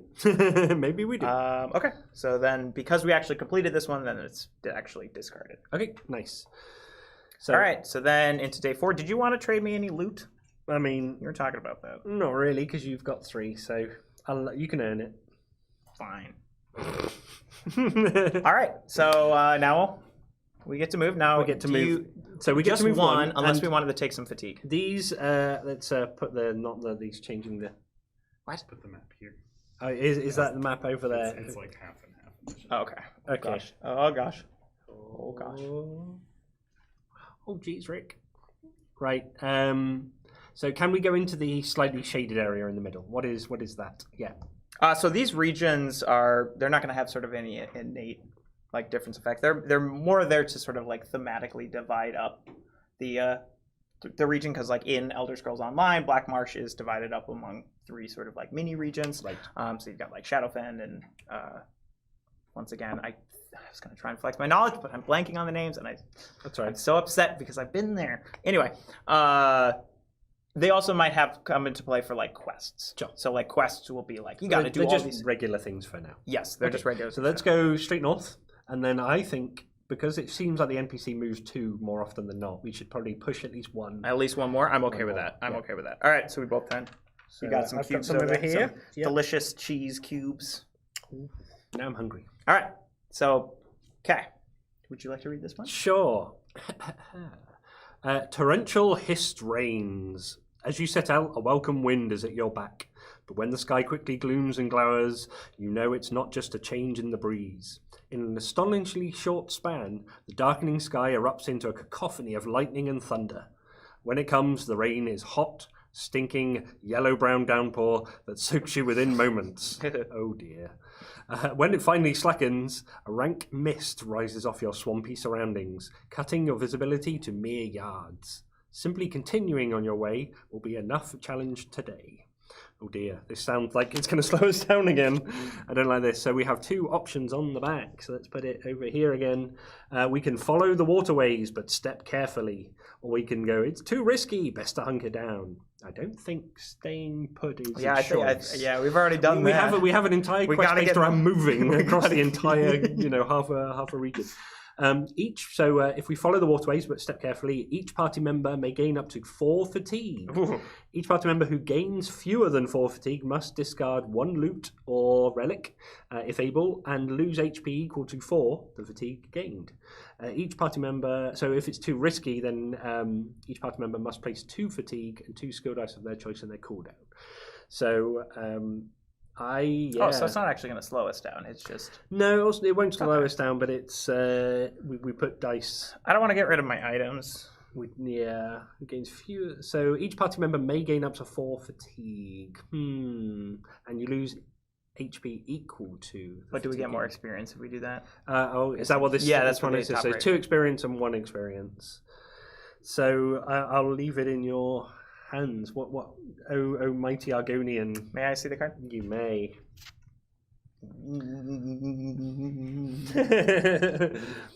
It sounds pretty risky either way, but I'm okay to best hunker down. we just got some free experience, so I don't mind giving up a little bit of experience Yeah, for a safer yeah. route. So let's do that. So Okay, we gain so 2 2 fatigue. Or you could move any of these down if you want instead. Sure. But Place Oh, 2 fatigue oh, no, and- two oh, skill dice. oops, No, oops, it's both. hey, that's both. Yeah, That's I'm gonna do actually that. hold on. Now I got to rethink this. Nope. Too No, late. we're already doing it. Okay. Too okay, risky to okay. rethink it. Okay. Too risky. All right. So And then we we go get to 8. 8, and then we get an experience, which I think I'm just gonna bank for now. Sure. And I don't want an extra level 1 one-handed, so I think I'm going to bank it as well. Okay. All right, and then this is the one where we roll a d6 for the Sure. symbol. So D6, and the 6 comes up as a 4, 4. which is 2, 3, straight down. So good. Whoop, whoop. Hey! Yeah, get put some out of distance here, there. weird cultist people. All right. Okay, day 5. Day rattling 5. through them. All right. We just want to just try to get there. Just I think go so. like 1, 2, 3, like that. Yep. Okay. And the next one, over to you. Illusions of grandeur. Psst. Your eyes dart back and forth until you spot a striped Khajiit furtively waving you over. In her hand, she has a small sack that she tries to press into your palm. Her ear twitches. This one has a new strain of moon sugar for those with open minds, she says. It is the purest the sea has ever filtered. Make you strong, make you powerful. Take it now and tell others of Khajiit and her wares. Stepping back, you appraise your new acquaintance. There is ample evidence she may have sampled her own product, but a burst of strength in battle is always useful, provided the side effects aren't overwhelming. We got 2 options here.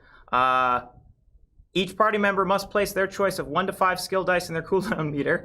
Oh no! And then we just did that. And then gain number of tenacity equal to the number of dice placed in cooldown. Sure. So you feel strong if a little disoriented. Or we can just say no to Moon Sugar. Place a stun status effect in your cooldown meter.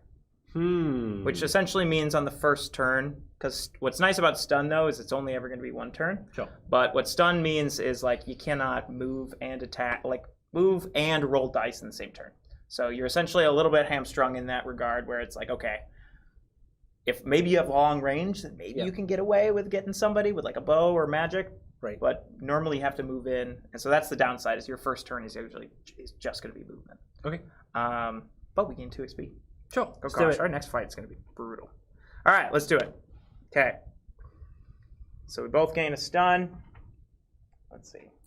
Now, it looks like we're going to be fighting before we get to a village or train up. So holding out for that, and we get 2 XP. So I can't put that up to 4. Gosh, look at your track. I know. So we're getting 2. I mean, yours isn't too far behind. No, I know. Kind of. So that'll bring me up to 3. I'm gonna go ahead and up my recovery. Sure. But that means I am gonna gain another cube. So I'm gonna store mine up to. You can hold up to 3, correct? Yeah. Okay. I'm gonna store that because I want to actually train and then get some better dice on my one-handed skills and stuff. Or maybe get to. If I can get to 4, I might get my recovery even better. Sounds good. And this one is a new symbol. Oh. The new symbol. Oh, they just moved 1 towards the party. Okay. So we gave ourselves distance. Them moving south was very good. Yeah, that was very good. Okay.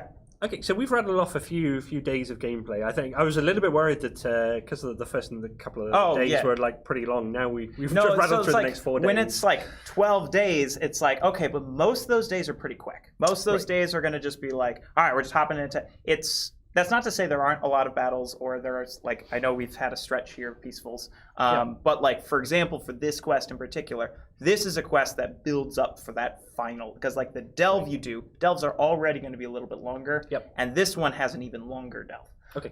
So this is a quest where it's like, oh yeah, you're not going to be doing a lot as much in the earlier steps. Yep.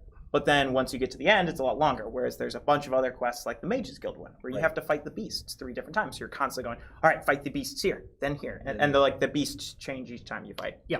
So it really depends on the quest. And the encounter cards are sort of just meant to like give you a little like excitement, a little bit RNG of what's happening in between those quest steps. Adds a little bit of flavor. Yeah. A lot of force fights on you, or force the NPCs upon you and things like that. So that's it's a good difference. All right. And I think for this next day, we can make it to that. Yeah, let's do it. We are going to have to jump in. Okay, so let's go to it. And this is Percolating Mire. Percolating Mire.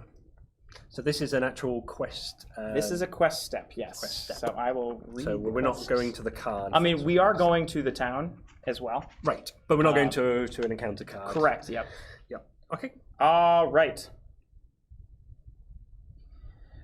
Do you want to do a... No, you carry on. Dang it. I always lean too much into my Argonian voice, and it hurts my throat. You're all good. My throat's still recovering. All right. So, we have gone to research the caves. Okay. The elderly Argonian woman you tracked down is happy for the company. Not many people are in the market for tales of the past these days, nor do they care for the future, which the past can foretell and interpret, she says. They only care about the now. She explains that the tome is a codex of uses for the minerals colloquially known as Stormhold crystals, rare, volatile rocks that can be found deep underground in the Shadowfen region, particularly in the area of Stormhold. Some believe that these crystals can harness the power of evil itself, she explains. Anyone... Don't laugh. I was doing fine until you chuckled. And great job. Thanks. No, I'm losing it. Anyone who possesses that book must carefully store the secrets within. Wazowski. That's close. Before you go, she provides you with some old map fragments that help make sense of the area's labyrinthine tunnels. She also gives you a word of warning.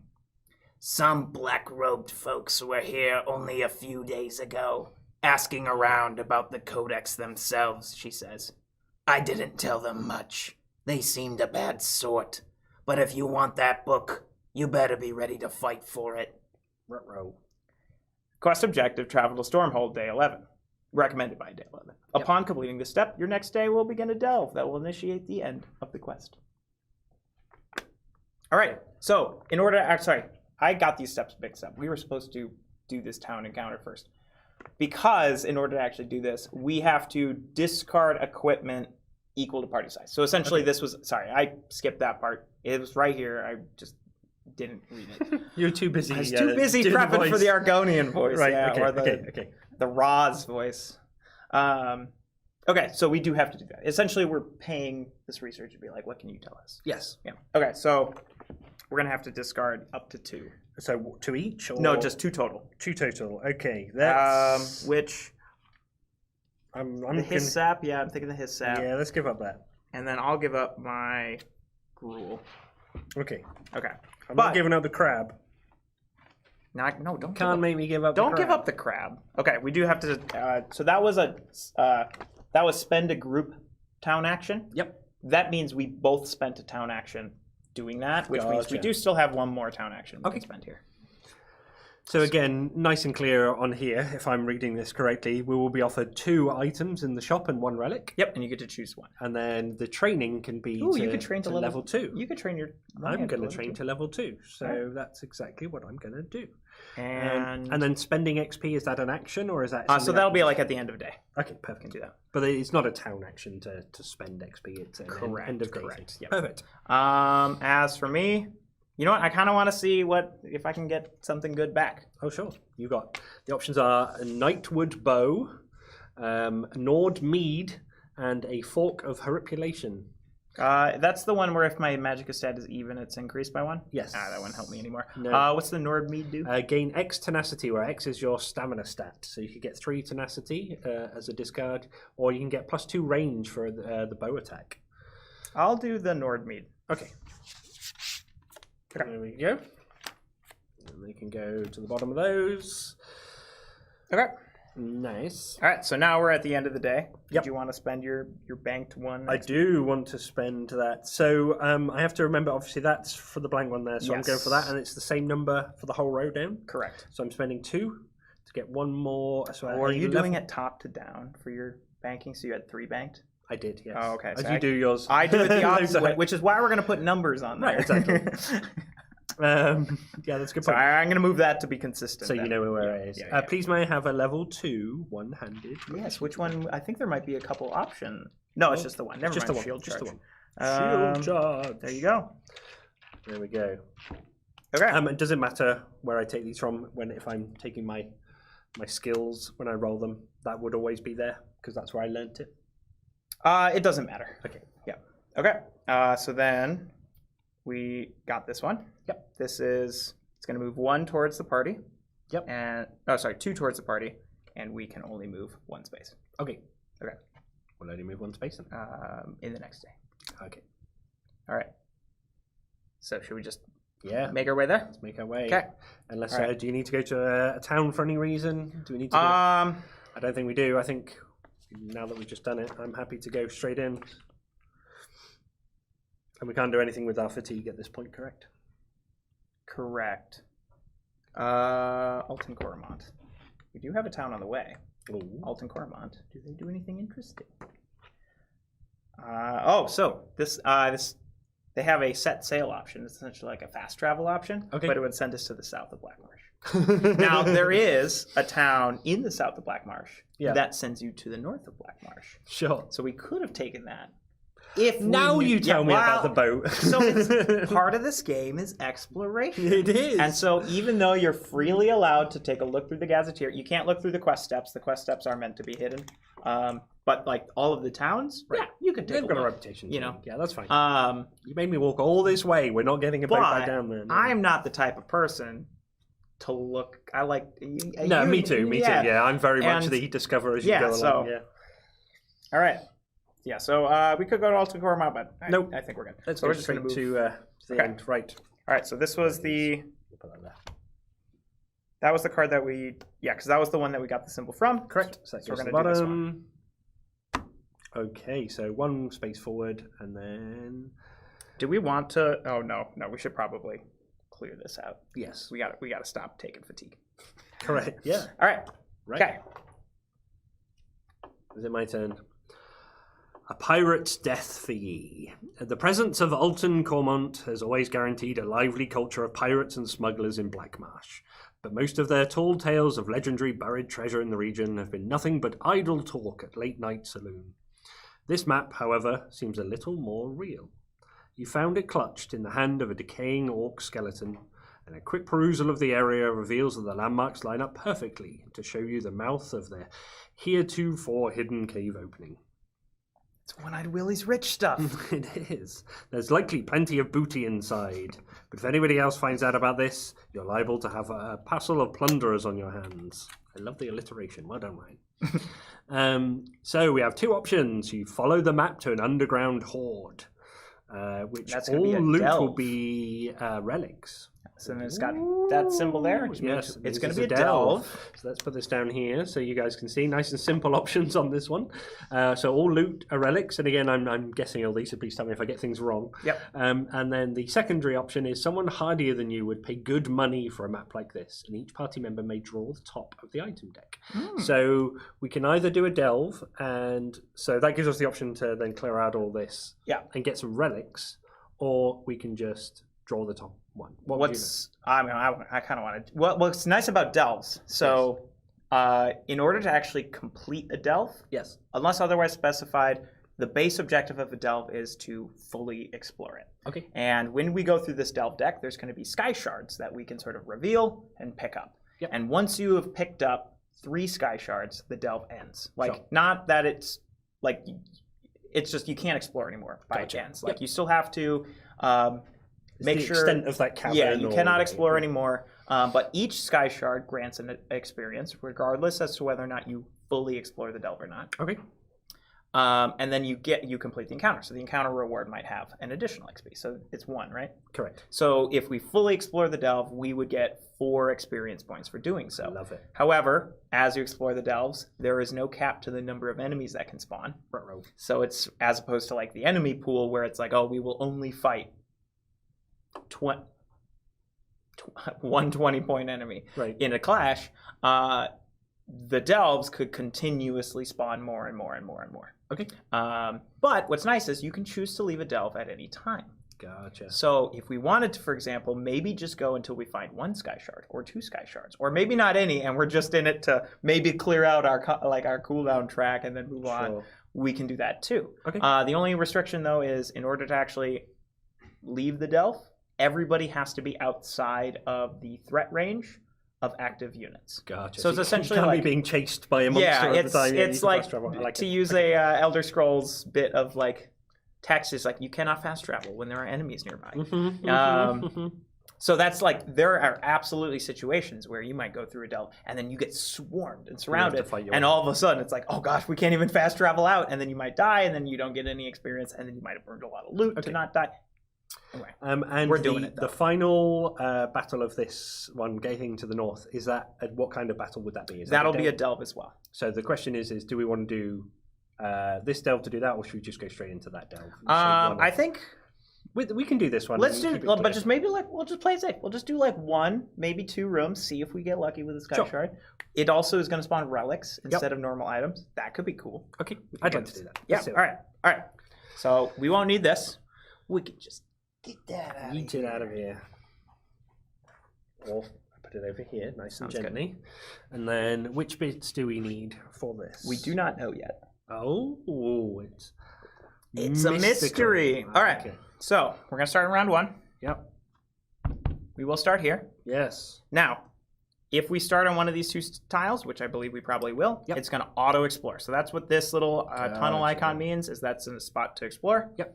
And so that means the first one's going to explore, which we've got ourselves the Spore Chamber. When revealed, each adventurer must either drain a proficiency die from their mat. So draining in this game is it's off of your mat for the duration of this battle. So it's not going into cooldown. It's going off to the side until the battle's over. Okay. So drain a proficiency die from their mat, or add a Bane status die to their cooldown, which Bane is going to cause 1 true damage at the start of your turn until it cycles out. Sure. And I've got my crab says when a negative status effect dice will be placed on you, you may place 1 damage on this card instead. Can I do that? You can. I'm going to do that. You're going to do that. I'm going to just drain this. I just have the 1, so I'm going to have to deal all my damage with magic. So sure. You're going to have to kill things for me. Okay. Well, we're hoping we're not. And how do we place so this tile? goes there. Thank you. All right. Well done, crab. So the way delves work, like where you place them, is you're going to have to match a tunnel with a tunnel. Sure. Like with a doorway with a doorway. The only thing you can't do, because this would essentially soft lock the delve, is do this, for example, because then this tunnel is connecting to this, and this one to this. So you need a freestanding tunnel in order to keep exploring. Sure. So if we do this, for example, then we can explore that way. Or if we do this, we keep exploring that way. Let's bring it this way, because I think that's where the camera is. Sounds good. Additionally, there's that grid with the skulls and the player numbers. So we are 2-player. We are. And there's 1. It's going to, So where enemy pool matters, though, is if one of those cards were to ever spawn more than what your enemy pool allows for, you only spawn up to it. Sure. So that means if you get brought into a delve very early game, you're not going to have a card where it's just like, oh, it spawns a 20-pointer and you've got 2 XP solo. You know, like it's not going to spawn that 20-pointer. But usually pretty quickly, that restriction goes away because we're already at 20. And so we would have to come across, for a 2-player game, you'd have to say it's going to spawn more than 20, which I don't even think happens. No. I could be wrong. But so we're going to just have to spawn. So if you want to draw a 1-pointer. 1-pointer, here we go. Let's go with, we have a Nord Bandit this time. All right, how much health has it got? It has 5 health. An aggro range of 2, 1 attack, and no defense. And it has steel. Steel as in it will take something, not the iron price. So... steel. Yeah, it's just in here playing a game of Brass Birmingham. Right, that's right. Which, for the record, is phenomenal. Yeah, it's a good game. It's a good game. Before attacking, roll a d6. If result is higher than the target's current HP, that target's controller discards an item, if able. So he wants our stuff. Oh, no. I don't want to give him our stuff. No. Or is it give her our stuff? It's a her. Yeah, I don't want to give her our stuff. We worked hard for all this. We gave it to the Argonian lady. Exactly. All right, so she spawns. There's additionally, we'll grab that card and put it over by here to mark. So the first time, there's going to be a trap. Oh, no. So the first time one of us moves in, which is going to be you unless you want to kill it from outside. Right. It's going to be a poison blast. You're going to have 3 attempts to try. It's essentially the same as lockpicking. Sure. To disarm the trap. Otherwise, each adventurer gains 1 over fatigue. Okay. Which is that really nasty. Yep. So we can set our battle forms. I'm going to stay in magic myself. Well, mine's on ranged right now, so I think I'm going to try and take it down from where I am. So since we are now in a delve, there is a kind of concept of line of sight in this game. Okay. And it's primarily like you can attack anything in the hexed group you're in. Yep. And you can attack anything in the next connecting hex group. So not a secondary one. So if there was another one down the line, this would essentially be like a narrow passageway. Sure. And you're like, oh, I can kill anything in the narrow passageway, but there's a bunch of rocks in the way. You know, so even if it was like a traditional line of sight, it still would be considered not. So physical pieces and neoprene is what's the barriers. Okay, like it. Okay, so if I'm going first, I can either, because I'm stunned, I can either move up to 4, or do some fighting. Yep. And So if you moved, you could move in there and keep exploring and Sure. spawn more enemies. I want to get rid of this bandit before it steals our stuff. I like it. So I would like to use my my range. So again, Okay. how many dice am I allowed to throw? You can throw up to 4, but these ones require you to be in one-handed. So you could roll those So 3. I'm just essentially going to roll these 3, and I you get get 1 free proficiency skill your warrior. from my warrior. So that's the free one, and there we go. So I've got let's check them over to here. So I got 2 misses, which is 2 tenacity. Mm-hmm. And then I got a hit and a double hit, so it's 3 points of damage. Nice. And I'm And pretty then sure you could probably use one of those. I have a lot of tenacity, so I'm Yeah. going to do a quick draw and make a free another range attack. Okay, so make sure to put 3 of those in your cooldown here. Yeah. And I'll give you one more just so we make sure. Oh, so you can't. Yeah, you can't take. Yeah, I am literally at the top of my thing. So I got 3 more hits. Oh, nice. With my free quick draw, so that costs me my 2 2 tenacity from there. Yep. Well. So those go away. All right. Nice.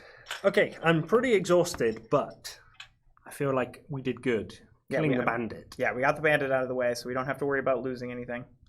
Granted, our health is pretty high too, so it's like It is, yeah. it's harder for them to steal if your health is high, because Okay, All right. So don't forget to clear your. so now I do that. Yep. Go down. Nice. Okay. I love that. So simple. And it's so satisfying to I watch know. these big and the stun stays there until that's cleared. as no, well? that comes off at the end of your turn actually. So it's only a 1-turn kind of thing. Nice. Which the main reasons like that is because if you stun an enemy, Yes. enemy status effects dice stay until they're dead, with the exception of stun. Stun is built into the rule that you take it off. Same with untargetable, and that's because like if an enemy got untargetable for the whole battle, that's a bad thing. Or if you were to stun an enemy for the whole battle, you can constantly manipulate their AI to like constantly move to try and hit you, and then they're like, "Oh, I can't hit." That would also be Rubber sword syndrome. Yeah. That's fine. All right. Okay. Okay. So my turn. I'm going for it. Yep. Oh, so first things first, I got to do this. So if you hand me those 3 dice here. Poison picking die. So 1, 2, and a 3, and you've got 3 attempts. I'm just built different. I'll take that fatigue to get a 3. Yeah. So you rolled a 1, 2, and a 2, so you're going to use a fatigue to do that. Yep, to get a 3. Let's go. All right, so that is done. And since there's really no other remaining information we need on this card, we can just sort of flip it out of the way so we don't get rid of it. Okay. Just so we don't needlessly Keep referencing it. because there are some delves where they'll have like active things going on. Sure. And so those are delve cards you want to keep by it. So anytime there's like, okay, we've gotten everything we need to know from this card, you can just sort of remove it. We're not going to set off a poison trap every time we come back into correct. this It's just the one time. Okay. And this would help us remember that too. All right, so then that was 1, 2. So I'm not going to explore. Ooh, we got ourselves a sky shard, which is the blue thing there. So the blue symbol at the top, and then it says fume riddled depths. So we have a 2 rows of 3, which is that one in front of you. And then we have, it's got a 5 symbol there, and Magicka cannot be used by adventurers on this tile or any adjacent tile. No! Oh, I'm so sorry. No! That's fine. Okay. I'll do all the fighting as usual. And then it's got spreading fumes for 3 shards, immediately reduce all adventurers' tenacity to 0. Oh, so that is if it was the 3rd sky shard. If it was the 3rd sky shard. Okay. So it does have a sky shard, which there'll be little like sky shard token things. Okay. Because in order to actually get it, you have to physically go into that room. So what spawns though? Gotcha. For a 2-player? For a 2-player, it says a 5 and a 5. 5 and a 5. So, and just as a clarification, this enemy has no bearing on our unit pool now. So like, that's what I mean when I was sort of saying earlier about how delves can have essentially no limit to how many enemies can spawn at a delve. So like, if you were to just spawn enemy after enemy after enemy after enemy, the total enemy pool value of all the enemies you spawn in a delve could be way higher than your normal enemy pool, which is why there's sort of like a push your luck. How deep into this do you want to go? All right. Okay, we have a spider with 4 health who is a stalwart native. He's got 3 attacks. He's pretty strong, but he's got no defense. And it looks like he goes for the weakest. And then we have a skeever who looks like a big, horrible plague rat. And it has 5 health. It does have some defense, and it's got rush and native. Okay. So a 4 and a 5 for health. Remember that native in Black Marsh is that they are going to deal true damage equal to tenacity. So I need to use my tenacity. I might go untargetable here, so I apologize if I just Oh, completely leave you. Smoke bomb. And then, so rush. After its first movement, if this unit cannot attack an opponent, it moves a second time. So the rat will be hitting us or attempting to. The good news is, though, There's good news. yeah, there is some good news. I could hang out where I am right now, put my smoke bomb down, and this corpse will block their way. It can't move over the. And so that they'll just be hanging out there while you could maybe get ready to like. I like You, it. you can have a turn to like get some stuff off cooldown, or maybe roll some like you can do quick draw. There's okay. I like it. And Stalwart is any for the spider. Any turn this unit takes damage to its HP, including true damage, the total loss is reduced to 1. So any turn, the whole turn, or individual attacks. So its whole turn it can only reduce. So in the duration of a turn, You can only take 1 hit. it can only take 1 hit. Oh my gosh. So that's going to take a minimum of 4 hits. Yes. Oh my gosh. That's horrible. But okay, so here's all right. I have to stay put because if I were to move even 1 space in, they would channel down this way. Then I would be trapped. So I'm gonna stay put. I'm not gonna move 1 more. Yep. Do we want to try and kill these things, or do we maybe like? Oh yeah, because if we want that sky shard, we have to at least get in there, and that rat's gonna move there. So yeah, I think we're gonna want to try and kill these things. So I am gonna go ahead and use my Stinkhorn Tonic. I was kind of hoping to use this for the final battle. Do we put anything on these to start, or do they? Is there a chest icon in the enemy spawn? There is Oh, no, not. no. So sadly, we're not even getting value of the pirate treasure. No wonder Chester Copperpot died. Okay. So I'm going to use my Stinkhorn Tonic to place a Bane die. I think even though the rat has that defense, and Bane would, like the Bane deals true damage, would go through it, we can burst down the Skeever. Okay. We can't burst down that spider. No. So any of that, so I think I'm going to put it on the spider. Bane. Which one of these is Bane? The blood spider. Because it's bleeding. All right, so that was my Stinkhorn. Threw a stink bomb at it. Fart in a jar. Spiders don't like being caught in a jar. Especially when you fart in it. Fart in a jar. All right. Okay, I'm going to end my turn there, though. Do I want to... I can't use... Yeah, none of my... Oh, that's a lockpick attempt. Okay. I'm like, that's not going to help me. All right. You can unlock the jar. Unleash it every... Okay, so that's going to... So I cleared out my thing. Yep. So now they're going to go. This one, rat's going to go first. Yep. So the rat is going to try and get to you. Oh, sorry. I'm going to use this. So just to read exactly what my text is. At the start of each battle, place an untargetable satisfy die here. It was already there. Yep. You may move that die to your chip at the start of any turn. Sure. So it's one of those things where you can hold off, be like, am I going to be okay here? But like you can't wait until an enemy activates and roll its dice against you and then like smoke bomb. You have to have decided first. You have to have decided first. But if maybe like, for example, I was going to be like, well, let's see how hard the rat hits, and then I'll do it if the spider goes next. But they both roll 3, so no, I'm just going to put it down. Okay. So now I'm untargetable. So they're not going to go for me. Yep. I'm not considered a valid enemy to go for. So this rat wants to try and get to you, but it's going to move 1 and goes, there is something in the way here. Okay. And it's stuck. So I'm going to clog this up, so it's not going to be able to attack. Is it going to gnaw its own leg off? Oh, gosh. Maybe. So it's going to just hang out there. Yep. The spider here, so once again, it's melee as well, since neither of these are range, plus you'd be out of range anyway, because you're... Because I'm 2 pieces of neoprene away. So it's going to take 1 true damage because of that Bane die. Yep. And then the round's going to end, so this will clear.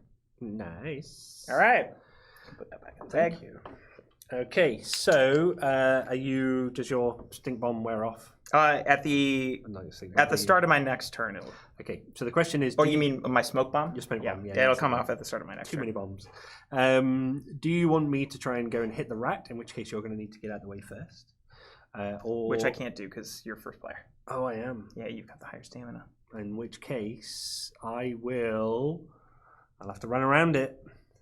So, or do I want to try and go over the top and get my free proficiencies at crit wrestler? So my warrior abilities, I need to do these because I've used my proficiency dice in here now.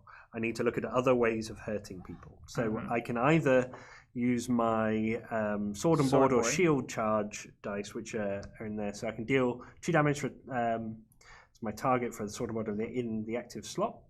So yeah, so you can sword and board. You can use that in conjunction with sword and board. Sure. Because when you roll the sword and board, it'll deal. You can resolve that die first. Okay. So you'll roll it, deal its damage, place it into your active slot as it tells you to do, and then resolve the shield charge to get that bonus damage. Okay. Additionally, that is still an attack, so you'd still get to use your warrior innate. Oh, nice. And they're both. This is gone.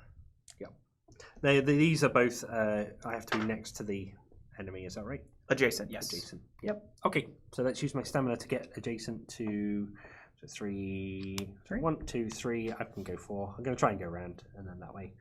Okay, so we did step in here, which means we gain a sky shard. Huzzah! So you can place that on our encounter card to just track how many sky shards we've gathered. Yep. Okay, and now I can do some sword and board action. So I roll that first. Well, you choose how many. Well, first of all, you'll have to switch your battle form. Yes. So that's all. Switch that to A light fatigue. To there. Yep. To the one-handed. Boop. Or to the light weapon, which is the same symbol. Yep. But like if for example, this is not the same symbol, so that's where the difference is. Okay. Now you can choose however many dice you want to roll. Keep in mind this guy can only take 1 damage though. Right.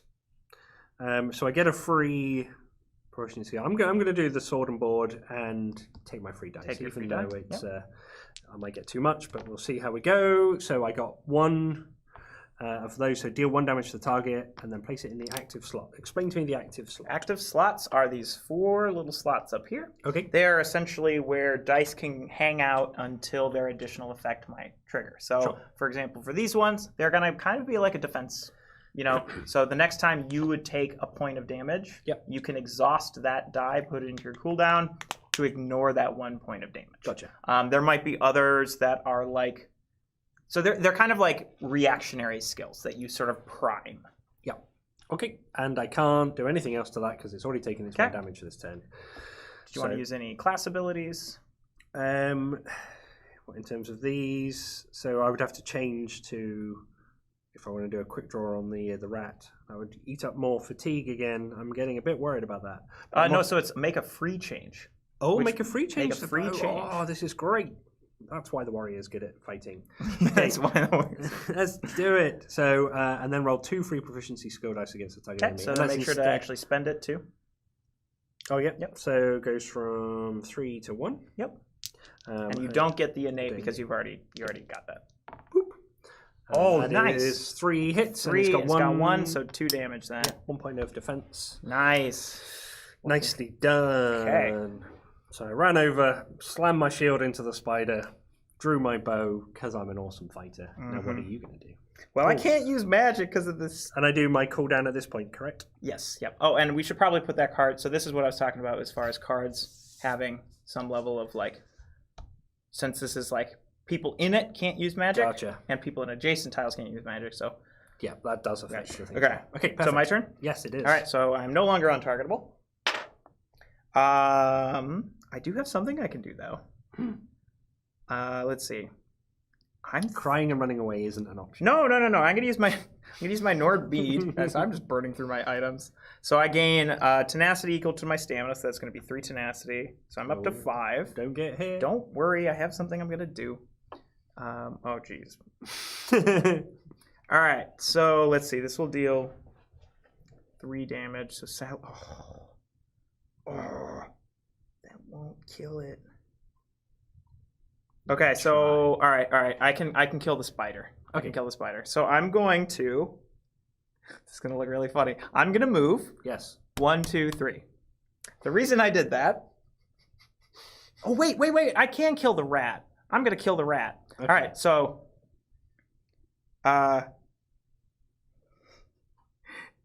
Okay. All right. Here we go. Combo coming Here we up, go. All people. right. Combo. All right. So I'm gonna do the. I'm gonna use one of my number 1 class Yes. ability to sprint. Immediately move up to 3 hexes. Right. 1, 2, 3. Okay. Then I'm going to use confused. my normal. Don't worry, it's going to make sense. Then I'm going to use my normal movement Yeah. to move 3. 1, 2, 3. So I have moved 6 spaces. Correct. Correct. I am going to then use burst forth. Deal X damage to an adjacent enemy, where X is the total number of hexes you've moved this turn, up to a max of 5. So then So I can basically spend just running around. I was building up momentum, like, ooh, here we go, and then Okay. I'm going to go in with the Falcon Punch and kill that rat. Cool. So you needed to get to 4 because of the. I one needed to get to defense. 4, yeah. Okay, perfect. And now I'm going to take a lot less damage when this spider Yeah, hits spider me, does. which the spider's going to go for the strongest, so it's going to go for you. Okay. That was the strongest. Um, Singles. All right, so then clear this out. Woo, there we go. Yes. Okay. Come on, Spider, do Let's your go, worst. thief. Oh, I have my war scales too. Actually, yeah, if you want to just like step away and not be adjacent, I can tank it with my war scales. It's fine. We can take this. Yeah, no, I'm We can just... keep going a bit further. All right. So, it's going to go? Yep. Oh, right. No, it's going to have 'Cause to. it's Be. gonna You're have to right. make I it, thought yeah. you still had a turn for some reason, even though no. Nope. You've been first this whole game. Okay, so it's going to take 1 true damage, which means now we can pretty much just ignore it because it's going to die at the start of its next turn. Yeah. So it is going to attack you for 3. Yep. It's also going to use native, so you're going to take 1 true damage before it even. And then 3, and I take 4 more. 4 more, so you can block 1 of it Yep. So 1. Oh, that comes down to. Yep. Does it come down to here or into here? down to there, Down to there. Perfect. and then so 3 damage then. 3 damage, and is there anything I can do? Nope. That's for other things. Woof. Fine. That's fine. You're okay. fine. All right, this guy will clear, Yep. and we move on to round 3. Back in the bag. Now, do we want to push on for one more So room? don't forget, I can't use magic Right. in this room, and this hypothetical room will spawn. And because I drained my I drained it off of my map. That was my bad. I drained my 1 attack die, so I am, unless I can get more tenacity and burst forth again, Can't do any more fighting. I'm not super useful. So it would come down to you, and you're at 2 health. You're terrible at this game. Okay, let's. But how? I will still recover a little bit of this. I just don't want to. We'll fully clear our track. Oh, at of course the we end will. of Because the we've battle. done battle. Oh, that's fine. Okay. I'm gonna. So my idol growing up was Brave Sir Robin. Okay. So You're gonna bravely I'm run gonna away? bravely run away. Who's that? 1, 2, 3, 4. Okay. All right. And that was me being brave. Okay.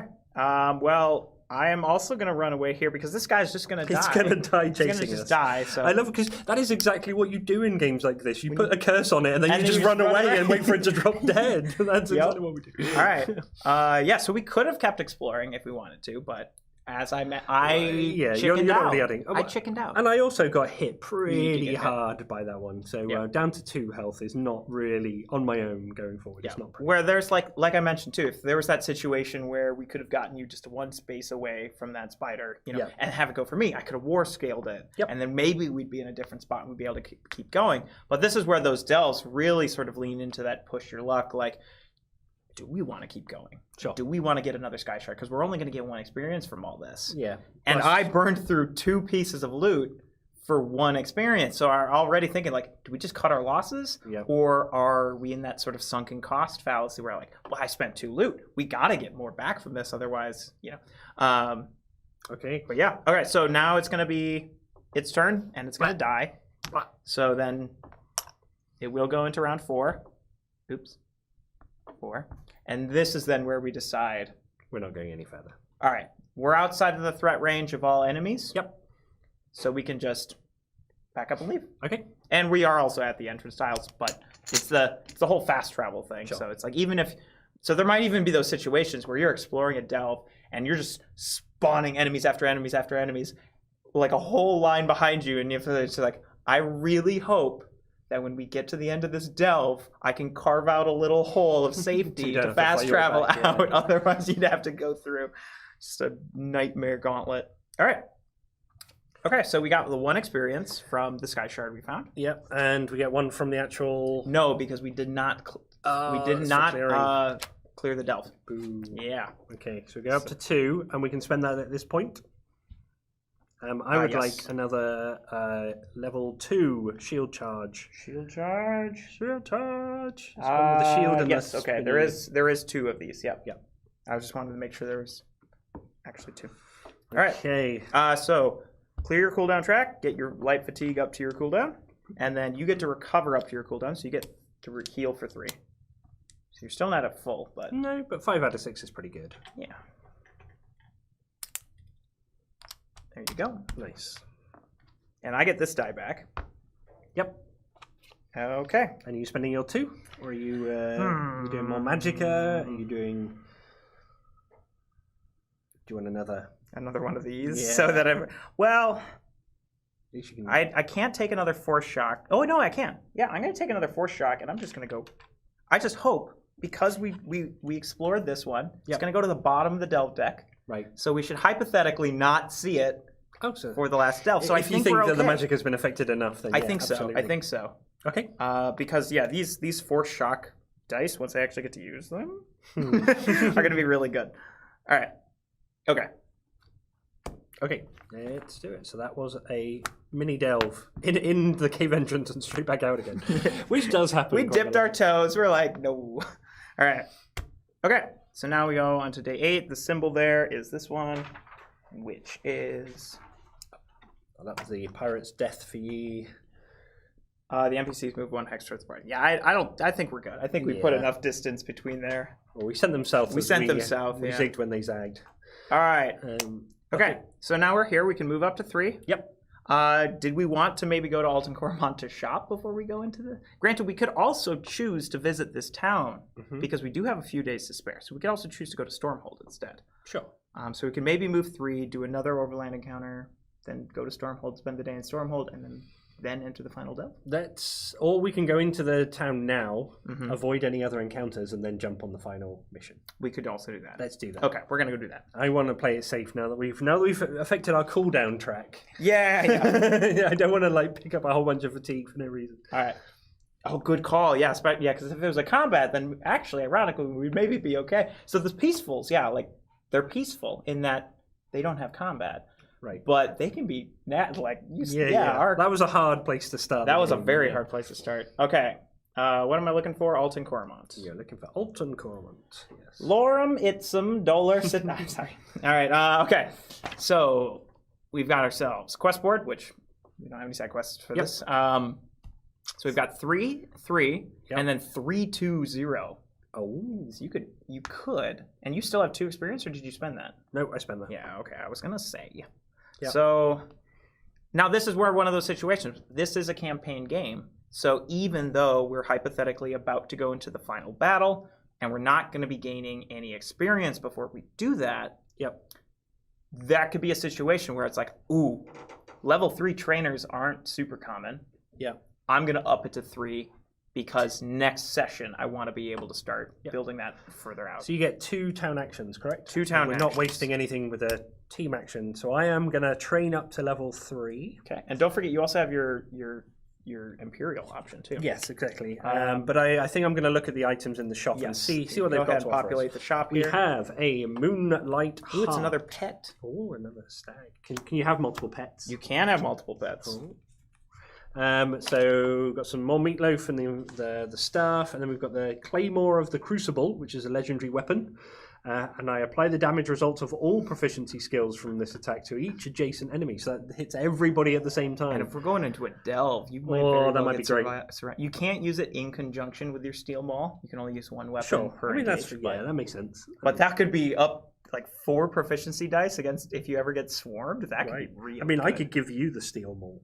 to be honest, because then you're rolling one Actually, and getting an instant. I kind of like hits. that idea. The other options for relics are the Signet of the Worm, which is your Magicka stat is increased by 1 whilst it's in your inventory, and then the Fork as well, which we've seen. So I think, and we get just one item here, correct? Which is Correct, per town action, yep. Okay, I am not going to take the Tenacity. I am going to take the Claymore. Okay.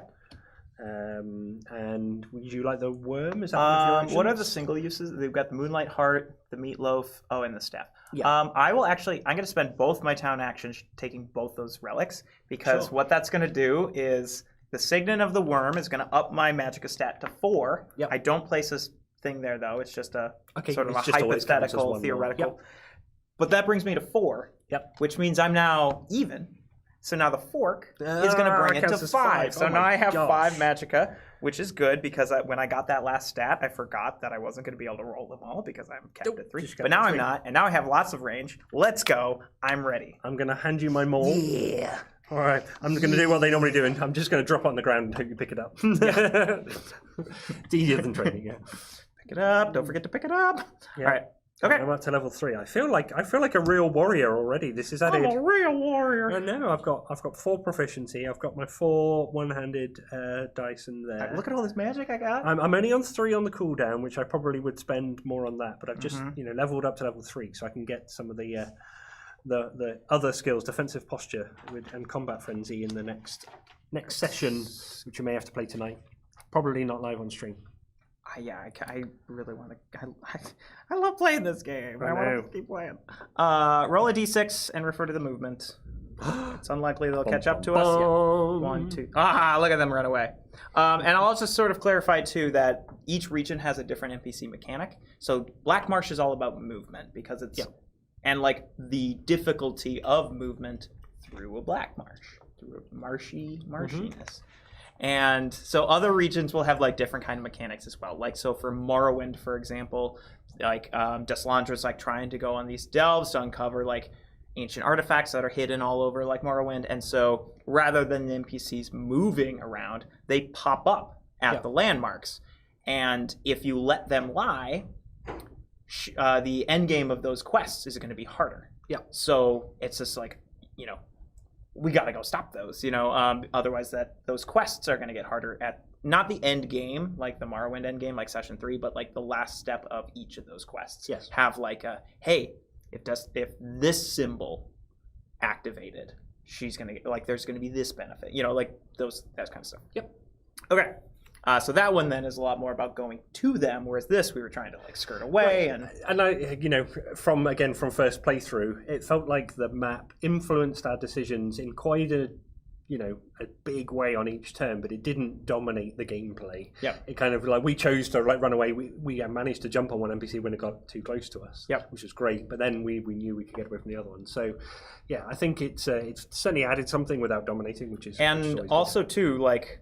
There are only usually 1 town per region that has a level 4 trainer for one of the different things. So that is where then all of a sudden, like for session 1, you could probably get away with not going off course, sticking to your route. Maybe if you have a side quest, that's where, like we didn't have any side quests, so we had no reason to sort of go off track. Yep. But if you're, really wanting to I'm looking at Destruction. I'm like, honestly, Destruction might be my, if I thinking about future sessions, Destruction is maybe going to be my bread and butter. In fact, to the point that I could even hypothetically untrain this to have 6 Destruction. I would need to eventually want to get to a level 4 Destruction. And if there's only 1 town per region that has a level 4 magic trainer, going to that town now intentionally is just like, well, if it was all the way over here, like I can't remember where that one would be. Yeah. But like if it's over there, we'd be like, no, I have to go to like.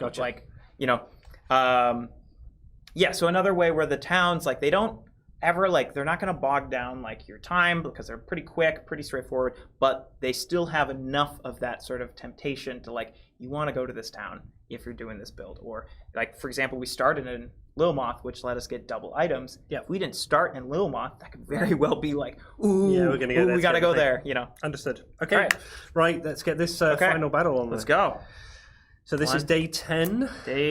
I think I already moved the day counter. Oh, did you? Okay, day 9. So we're close. We had a little bit more time. We booked it. And this is where like we could spend one more day in Stormhold if we wanted to. Yeah. But I think we're gonna jump right into it.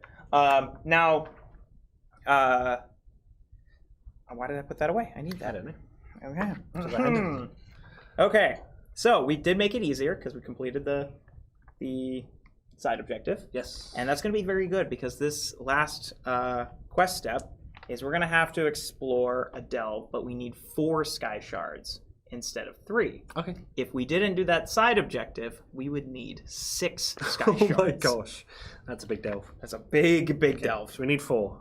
The good news though is since we there is 3 of each type of like the neoprene and then 1 of the big room. Yep. If you ever draw a card that you no longer have that type of, Yep. you get a free sky shard and then you draw the next card. Okay. So there is eventually going to be that point where, if you fully explore the delve and it's nothing but already explored, you completely explored every possible tile in the game. Yep. But you were unfortunate enough to not draw cards that let you get sky shards, then you can essentially like, okay, well, we'll just... The game gives you some. The game gives it, yeah.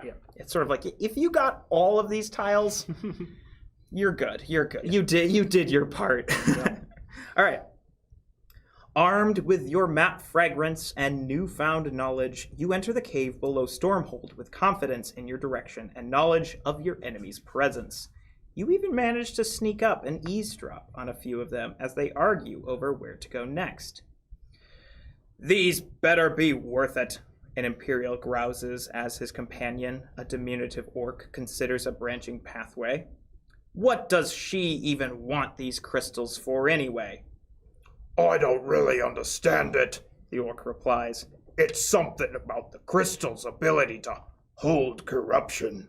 She thinks they might be useful to siphon off the worst effects of oblivion until a new plane can be established.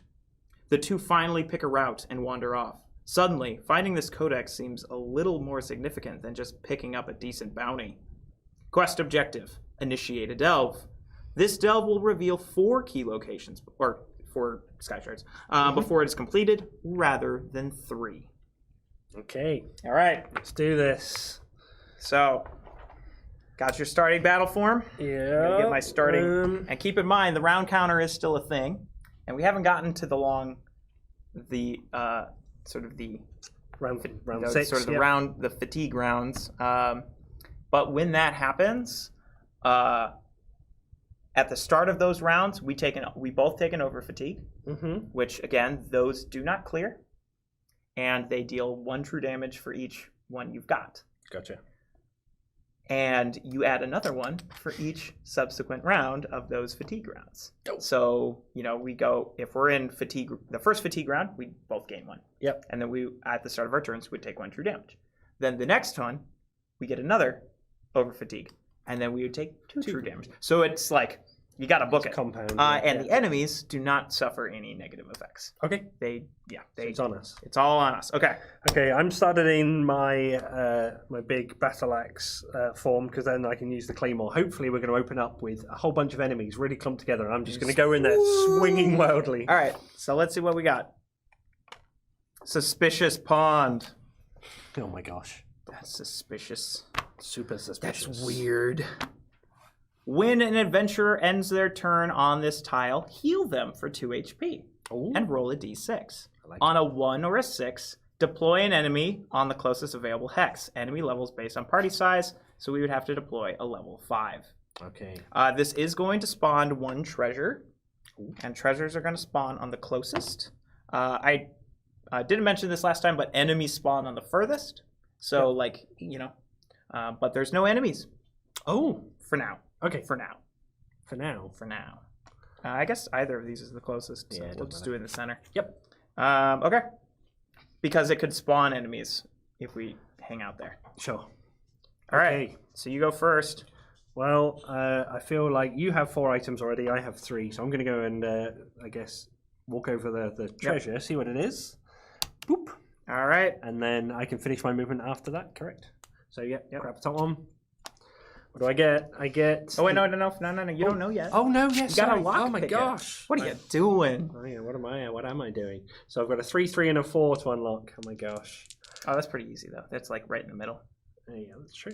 That is indeed right in the middle, but I roll a 1, a 2, and a 2. So I'm going to use 1 point of fatigue to change a 2 to a 3, and then roll again. Okay, a 2 and a 5. I'll change the 5 to a 4, and I'll change the 2 to a 3. So I'm going to use fatigue to get there. And it's the Orphan Gruel. Oh, hey, that's the thing that lets you remove fatigue, right? Choose one. Remove 3 fatigue from your cooldown, or remove 1 fatigue from each adventurer's cooldown. You can just be like, all right, well, just pretend this yeah. never happened. So yeah, I took. Also, like, why are you eating food that you just found in this cave? It looks tasty. What is this, a Bioshock game? Come on. It's in a pond. It must be good. It's like, oh, a candy bar. It's a suspicious pond. And then I'm going to go to here, and then that does an exploration.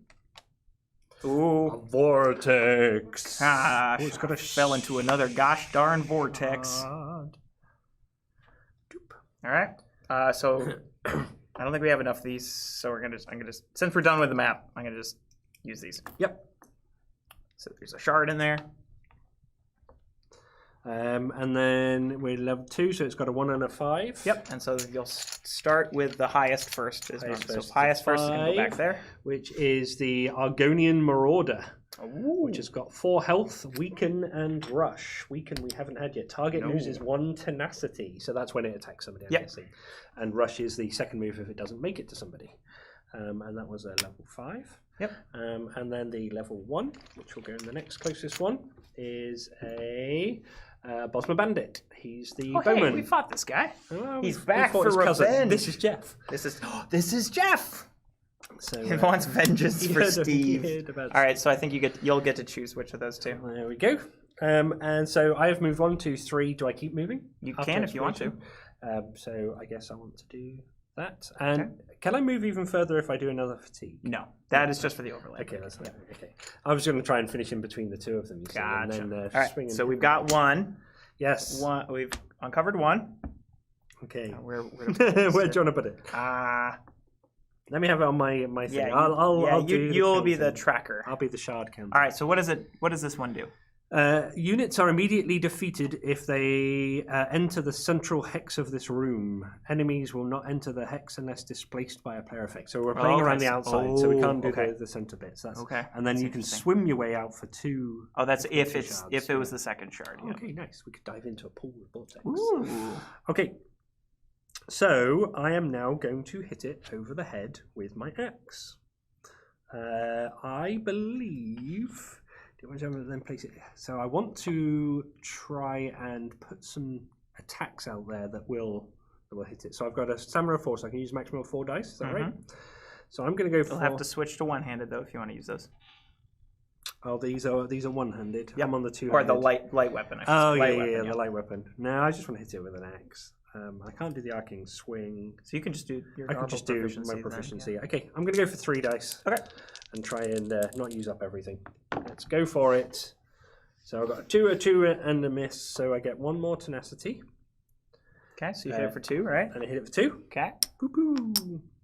And then if I wanted to, I could switch to my quick draw and do a shot. Is there any penalty for trying to, range attack something if I'm next to it? If I'm next to something else? No. And then the question is, do I want to move from that anyway? So I'll do a free change and then get my 2 free proficiency. Okay. Yep. I just want to say, just make sure you don't forget to put the 3 dice yes. you rolled into your. Yeah, no, cooldown. thank Yep. you. That's good. Oh yeah, you got it. Yeah, it's free proficiency. Thank you. Off camera. It's another 2. It's dead. Oh, it's dead. Woo! Nice. Oh yeah, because that's my Thank proficiency of the you. first attack. I like it. And then my bow shot, which is 2. So I did you change? All right. So did you take a fatigue to change? No, it's free. Oh, right. Sorry. I thought you were doing another engage. My bad. No. And then I got 4. What the? Go but it's got 1. Oh my god! What a Let shot! me kill something. Well, I remembered how bad you were in the last. Yeah, dive, it was really bad. So I thought I'd get it done efficiently. All right. Okay. Mwahaha. So then you can do your cooldown. And then I'll do my cooldown of 3. Boop. Okay. All right. So then I'm gonna move 1, 2, 3. And I have a range of 5 for magic, so I can definitely hit this thing. Wow. I only need to hit it for 2, which is the minimum amount of damage. But if I roll this miss, so Want I to try and definitely kill it or potentially kill it? I'm gonna Do it. Okay. Well, this will give me 2 tenacity. Okay. Yes, because if I even roll, I mean, unless I roll only this symbol. Yep. So it's a pretty low chance. But if I roll only these 2 symbols, then I can't. But if I even roll this, then I'll be able to sprint up next to it and use burst force to kill it. So, Okay. Because I'm just worried about that 3 damage it's going to do. Okay. Against you in particular. Well, does it go for the strong? Yeah, it's going to go for you. So we're going to do a bit of a force shock to the face. And deals 2 damage, which is the 1 defense in that, so it's dead. I like it. And I gain tenacity. So now here's the question. I am going to end my turn in here, which means I'm going to have to roll a d6. Yes. And that'll spawn a 5-pointer. Or I could use sprint to just safely get out of here. That's a good question. I'm sure that's been picked up wonderfully. I'm gonna do it. I'm gonna sprint. Okay. And I'm gonna go 1, 2, and explore this way. Yep. Okay. So these are down here. Dum dum dum. It's a fertile bog. Oh, that is a fertile bog. Wow, we've got all of the these ones. Indeed. Okay, How is that for camera, Mr. Cameraman? I think we'll just have to accept Thank it you. for the delves are, by their very nature, unwieldy to film. Right. They cannot quite possess a ethereal nature. Oh, that's actually good because then. Then we can get okay, that so one I was out here. of So 1, 2. I can move into there if I want to. There's going to be a 5-pointer spawned. Oh. I'd spawn it there, I guess. Sure.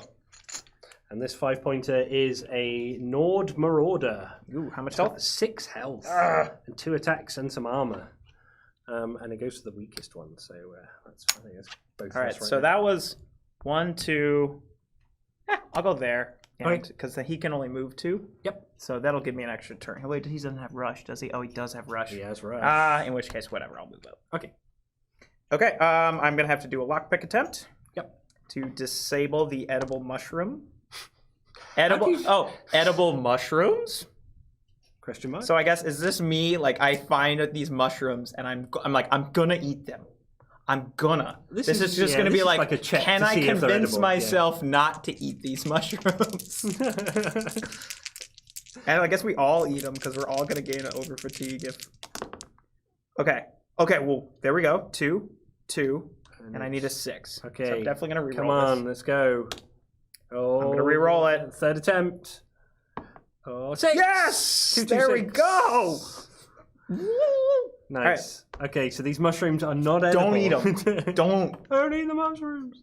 And that's it for this card. There's Okay, so nothing that else, was so done. we can just discard that. Okay. Okay. Or I would go to bottom. Okay. All right. I'm going to just end my turn then. I'm going to clear this. Yep. And then now it's going to be their turn. Yep. So it's just going to be this guy, which he's going to go... Oh, he's got native as well. So I am going to take that true damage. Well, actually, hold on. Let me read this specifically. Yeah.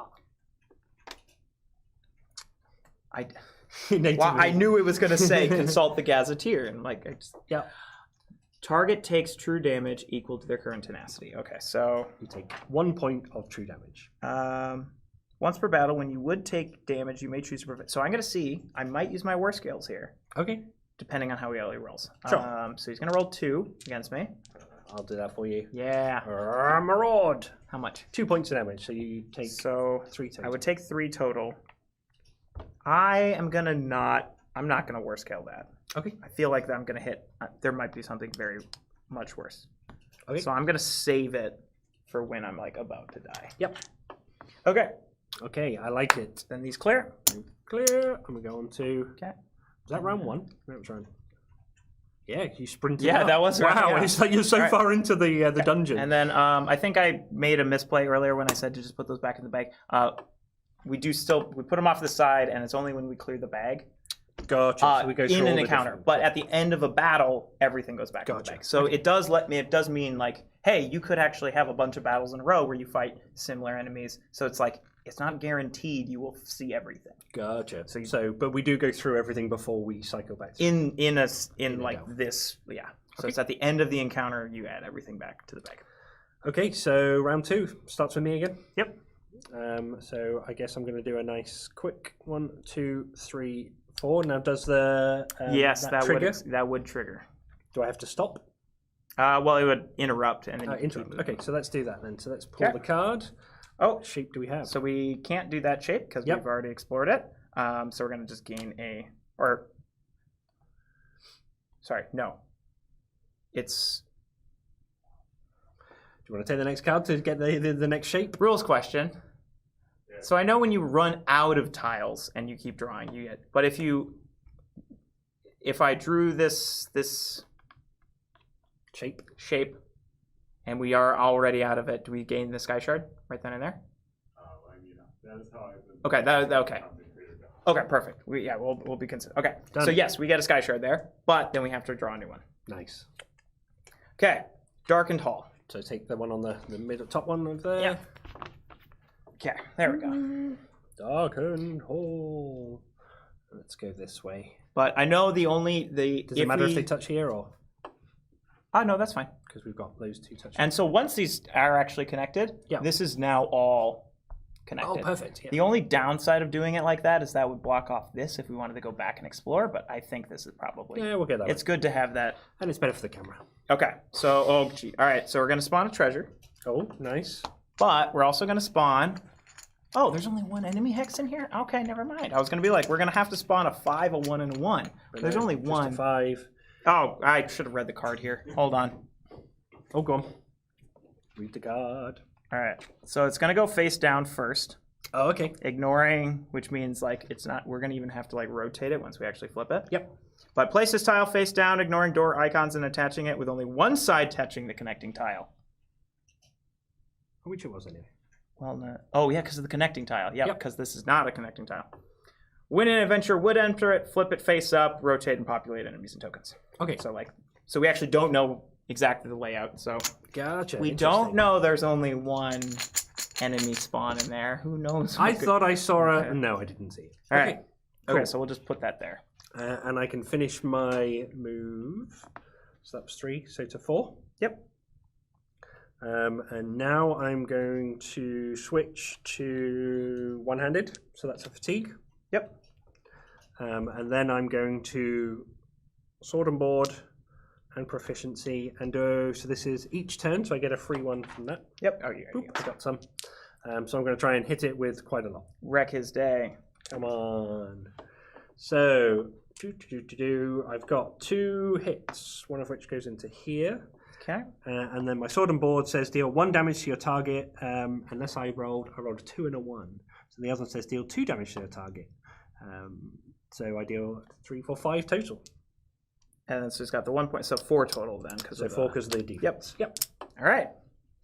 Okay, that was pretty good. Okay. And I think that's all I need to do for now. I'll let you finish it off. Okay. So I do my cooldown. I want to try and have some simpler turns so I can cool down. Yeah. Even though these are still up here for defense, which is great. All right. All right. Are you thinking of exploring or are you thinking of killing? I mean, I can take a hit if you need me to okay. take Yeah, a because hit. I'm just worried about the round. Like, if we don't get these last Yeah, two sky no, shards, that whatever round we need to counter do could- for the mission. All right. So I'm gonna go. I'm gonna flip this. So, there is a real timer on this, which is something that's super interesting from a first playthrough. It's kind of like, yeah, we could spend all the time in the world and kill every single monster One at a time. one at you a know? time, and it would be very easy. Yeah. But then we would be 5 rooms in and All right. not too much I'll through. get a 5-pointer. Oh, 5-pointer. Let's see what it is this time. It is it's a skeever. Skeever. It's a 5 health rat. Oh God, it's this guy. It's this guy Oh, again. he blocks the exploration. All right. Okay. Oh, that's cool. So that was 1, 2. Yep. You wanna try and can you do lockpicking with a skeever in front of you? I can. Oh, maybe you should. Yeah, I'm gonna I'm gonna just see, because like I don't have room for it, but you know, if it's something better, if it's a single use that I could really use, I could Sure. ditch one of these. Okay, so we have a 3, 4, 5. 3, 4, 5.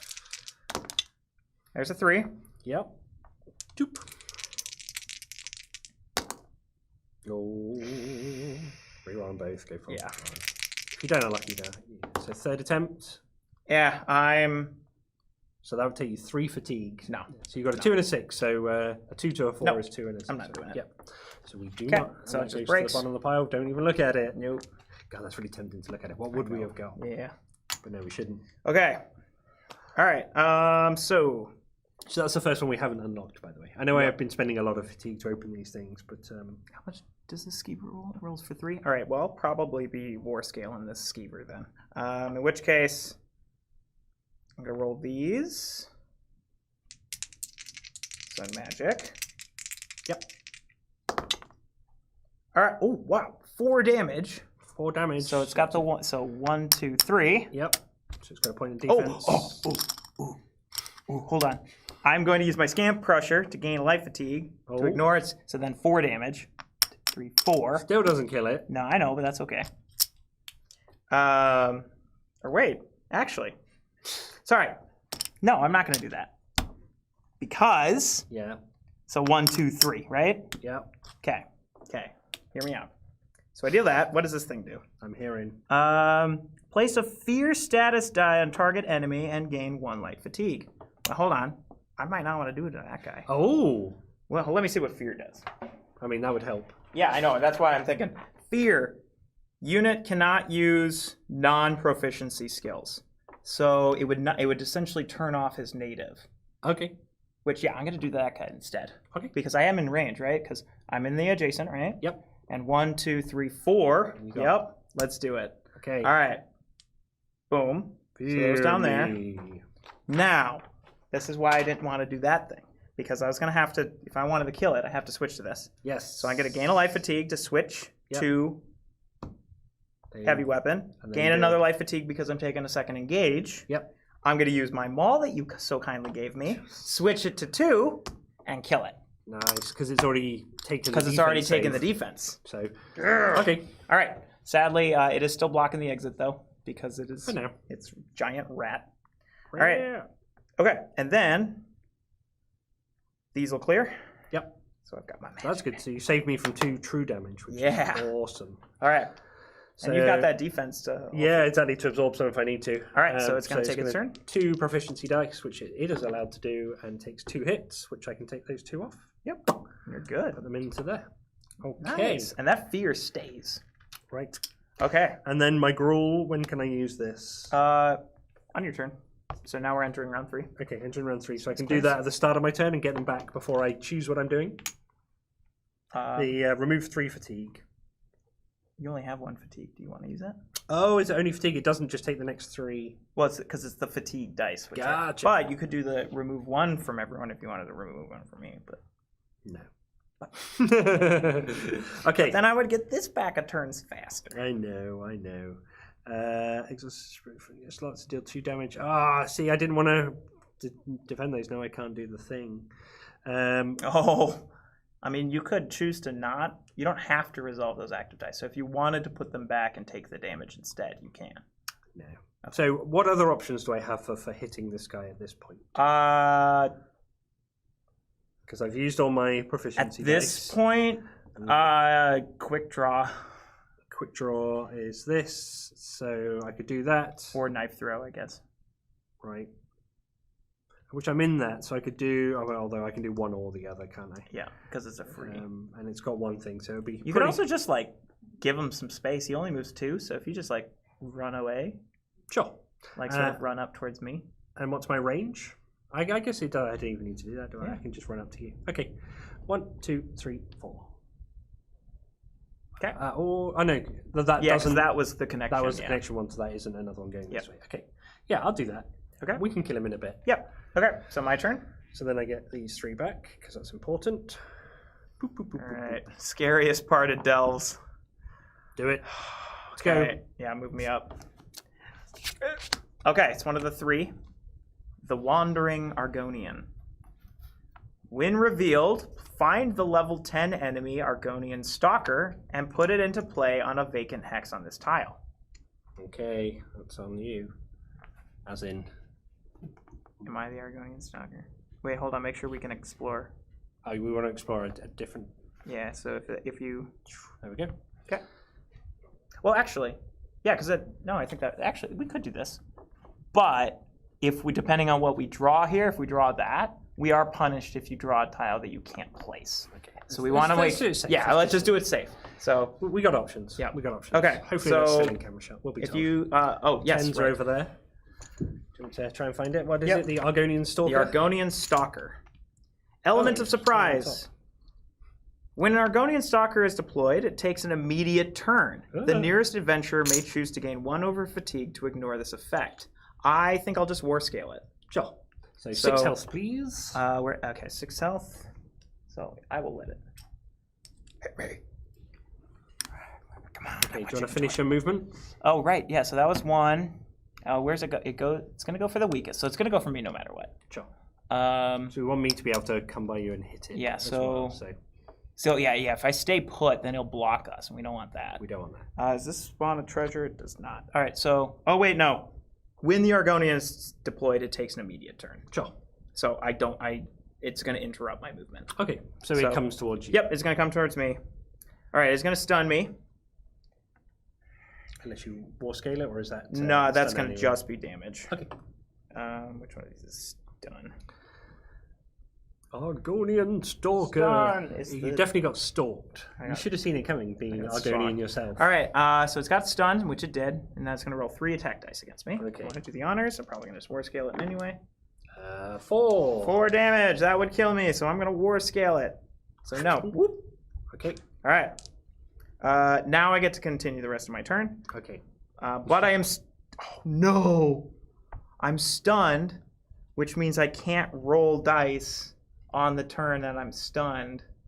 So no. I already moved. Or sorry, I can't move and roll dice on the same turn. I already moved the one So to you get can't in there. actually So roll oh dice. jeez. So I am truly properly stunned here. I could run away. Yeah, I probably would run away. Maybe. Um, Who's it going for? It's going for the weakest. So it's going for you after this with its 3. but attacks. I can use my smoke bomb. Yep. In which case, I'm gonna just chill out. I'm just. Does that stop me from attacking it though? Well, you already took your turn. No, but Okay. in the next round. Oh, maybe yeah. So maybe I'll just move here so that Gotta we think can. ahead. Yep. Good call. Because that'll still put us at. Oh, yeah. We'll still have a turn. Yep. Okay. All right. That's good. This is done then. Okay. Okay. And that one's Oh wait. Oh no. It can attack 2 people though. okay. So Move further away. well, because here I was. 1, 2, 3 is the furthest, but then I would put me in range of that guy unless I sprinted. Yep. Should I just sprint away? Yep. Okay. It's gonna go for you. Are you gonna be able to survive that? Yeah, go so. 3 attack dice. Yeah. Okay. I'm a warrior. Okay. All right. I'll use my sprint, and I'm gonna go here to. I'm gonna heal. Because I'm gonna do this. Okay. So I get to heal, but I have to roll a d6. So I'm risking it. And I have a d6. There we go. You may. Thank you. Oh, 1. Dang it! All right, 5-point response. Oh, I took that risk. That's fine. Closest available hex. It's a bear. Well, I can still use my smoke bomb if I feel like I might be. Oh, jeez, 3 attack dice. Yeah, 3 attacks. probably gonna use a smoke bomb. With the riposte.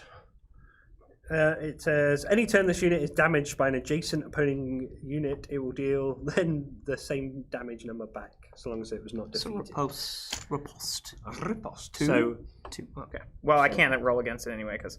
All right. okay. Okay. All right. Well, I got my healing though. So, all right. Enemies' turns. Yeah. Who's We got only the have highest? 2 shards. We need to. Oh, jeez. Okay, so this guy's got 3, so he's gonna go last. And he, even though we're outside of aggro range, he will Yeah. activate because he's injured. Oh, So he okay. knows there's a fight going on. Sure. And there's like he knows where we all are. Yep. Okay, so but who's got 4? He's got 4. What's he got first? Is that 3? Yeah. Okay, so this guy's gonna go first. I am going to smoke bomb. Sure. So then he's gonna go for you, but he can only move 2. Yep. Okay. And then So these now, guys. yep. So we get to choose which if it's a tie. 1, 2, coming up towards. Okay. And then There. the Argonian Stalker. And then he just goes 1. Yep. Would he ever move the second one? No. Yeah, they take the least number of spaces. Okay, so 3 attacks on me. Mm-hmm. Come on, boy, you can take this. 3 hits. Okay. Okay. Boom, boom, boom. Okay. Might be having to take my free turn with my Berserker medal in a second. Oh, I forgot to do this. Yeah. Oh, I know. Yeah. Okay. Is there any more actions by the baddies before we do our round 4? Nope, I don't think so. So round 4. Yeah. Oh. Okay, so I need to take this down now. So this is like one of those situations where if we had opened like a separate hallway we could go down instead could maybe be helpful because that Argonian Stalker is just blocking us. Okay, so I get my 3 dice that are backed into there now, and my 1 free one. And let's just hit it. I'm already in the right things. There we go. 1, 2, 3, 4. So it's got 1. So I take 1, 2, 3. Mm-hmm. Okay, which ones come down into there? You added the free one, right? Yep. Okay. Yeah, I only had 3 in there for now, and I've got 2. So I could do a quick draw on it to try and. I need to do something. Don't I? I mean, yep. You could, because you could try to quick draw it, and there's a chance that you get a 2 and a 1. Yep. You know, there's a chance. There's also a chance that if you get like a miss, then you'd gain a tenacity and then possibly be able to knife throw it. Right. So. I mean, we've got to try something. Yeah. The other option is to run away, but I'm not going to do that right now. I can move afterwards anyway, can I? Yes. So I take a light fatigue for doing a second engagement action. Oh well, right? because this is it. Are you going to do one of these? Yes, but so that isn't a second engagement. No, that's not. Oh, Yeah, class abilities are not engages. So make a engages are free- like proper dice rolls from your skill. Gotcha. Perfect. So Oh wait. free change. Oh yeah. Sorry. So I was going to be like, do this one first, but no, No, I have to that's do it. because then you'd have to roll a miss if you Yeah, wanted to do exactly. both. So So 2. that spent 2. Quick draw down to 1. Down to 0. Sorry. There we go. So I do get a miss, and I get 1 more thing. Yep. So then, oh, Sorry. that chip's just gone. Okay, we don't need it. And then I've got knife throw if I need it without take a change, right? You would have to change, yeah. Okay, so the question is, do I run away? Where is a safe place to run? Down here, because this is going to... I know, so that's at the lowest now, won't it? So this has only got 2 attacks. Mm-hmm. So I would need one of it to miss there. So they're all coming for me at this point, unless you come and... You're stunned. Who? Oh yeah, you'll be stunned here, and yeah, because you were stunned when that guy hit you, Oh, okay. so you can't move. Yes, thank you. You helped us one time, so I guess this is retribution for helping us. So yeah, you Oh, actually is that can't 'cause move you're stunned? because Okay. you did all your attacks. Yeah. So I'll do my knife through then. Yeah, might as well. Boop. Boop. Come on, we got this.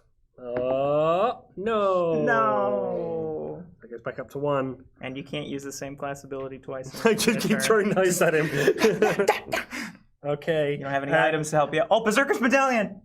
But I don't have, so that gives me these dice back, doesn't it? That was really loud, I know, I'm sorry. this was what I was waiting for to do anyway. So the Berserker's Medallion allows me to take 1 free turn after the current turn ends. Yes. So I was after my current turn, so it is before you get to do your thing. Yep.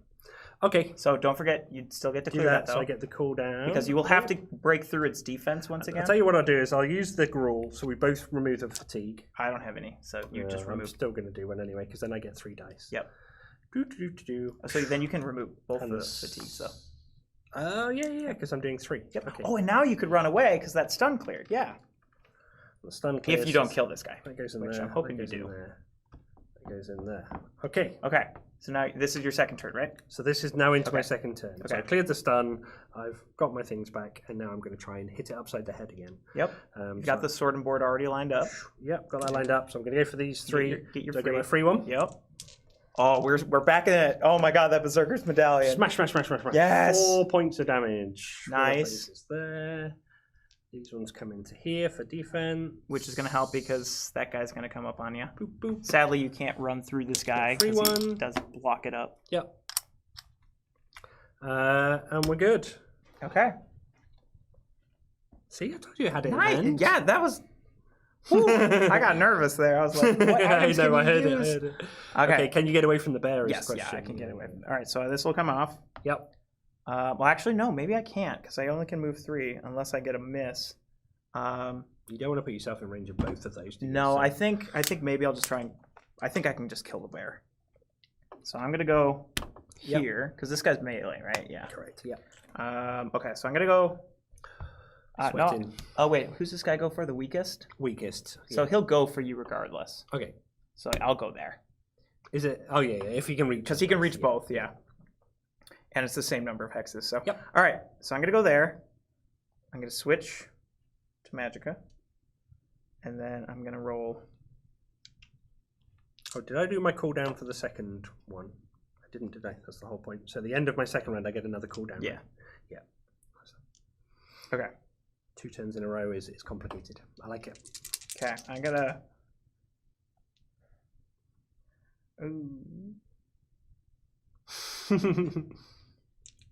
you know what? No, I'm gonna do it all. Ooh. Oh, jeez, I'm glad I did. Yeah. Okay, so Who are we going for? The bear? yeah, the bear is gonna be this, so that's 4 damage. That kills it. Okay, Nice. that's good. Oh yeah, this is actually really good then. And then. So that kills it, and then I get 2 tenacity. Okay. And what's that guy's range? 3. Okay, I can't use refuge. Okay. Okay. All right, and then that clears. Okay. Okay, monster turn. All right, this guy's gonna go. Boom, boom. Okay, and he's gonna roll 2 attack dice. 2 attacks. I'm pretty good at rolling these attack dice. I should be worse. So it hits me 3, but I take 2 from that. And 1 point there. So I survive that by the skin of my teeth. Woo! All right, these guys will clear. Make We sure still to keep need- those in separate Yeah. piles, because once, yeah.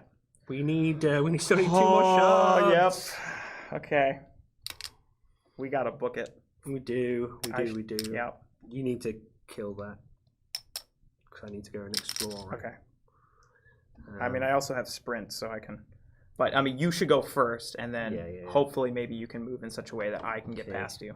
So we have to do it in the next turn. I take a point of damage. Is that right? Yep. 1, 2, 3. So let's see what's next. Oh, dang it! No more shards. No more shards. Players cannot roll proficiency dice while on this tile. Ruh-roh.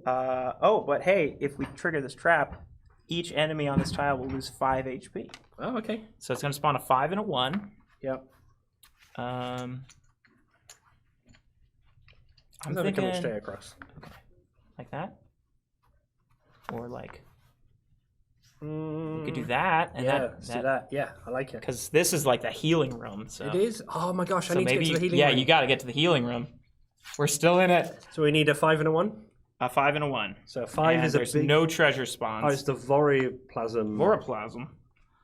All right, so he's got 4 health, right? Yeah. And this is loses HP, not takes 5 damage. Right. So if you pull off this trap, these guys will just die. Oh no, it's the mud crab. I can't kill the mud crab.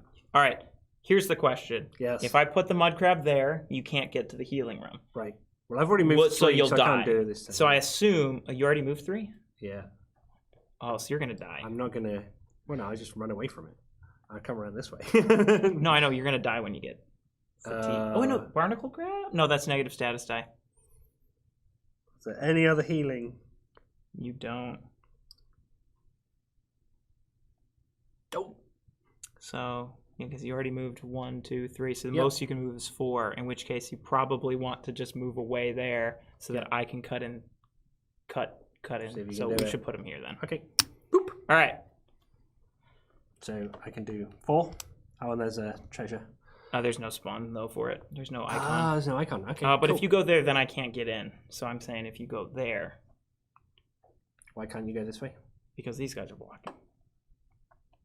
Oh, you need to get into here. I need to get to these spots if I want to try and reveal more. Sure, without killing these. Yeah. Because I'm trying. Like, I don't know if we can afford to go another. Although, wait, hold on. I'm gonna move 3. Yep. 1, 2, 3, and then I'm gonna sprint. So I can't get there anyway. Okay. So We just try and kill the crabs. yeah, actually, go ahead and move in there. Then. Never mind. Sorry. 1, 2, 3, 4. I couldn't, even if I'd gone straight to the healing ring. 1, Yeah. 2, 3. Yeah, I you're couldn't have right. been able to go around that way anyway. Where would you like me to go? Just go here and then maybe try and trigger the trap and kill these guys. Okay. Okay. So it's going to be a 4-5-2, but only 2 attempts. 4, 5, 2, 2 attempts. Okay. Well, I can use all my fatigue on this. I hope it's okay that I'm standing up. Try not to lean forward as much. 4, 5, 2. Come on. So I've got a 5. So 4, 5, 2. So 3 fatigue would do it. 3 fatigue would do it, and I would kill them both. Ping. Huzzah. It's Stalwart takes damage to its HP, including true damage. This is just straight up loses 5 chips, so it's a little different. No damage, just death. Just death. We flooded them. I like it. You would imagine the crab would know how to Flooded swim. crab. Okay, I'm gonna eat the crab to get something. I mean, you eat your. Eat my barnacle crab. Okay, your turn. My turn. Okay. Well. I can't reach that far. My arms are short. So I'm going to go there. And yes, I could hypothetically spawn another enemy, but I got to take the risk because I need that health. Okay. Would you like to do the honors this time?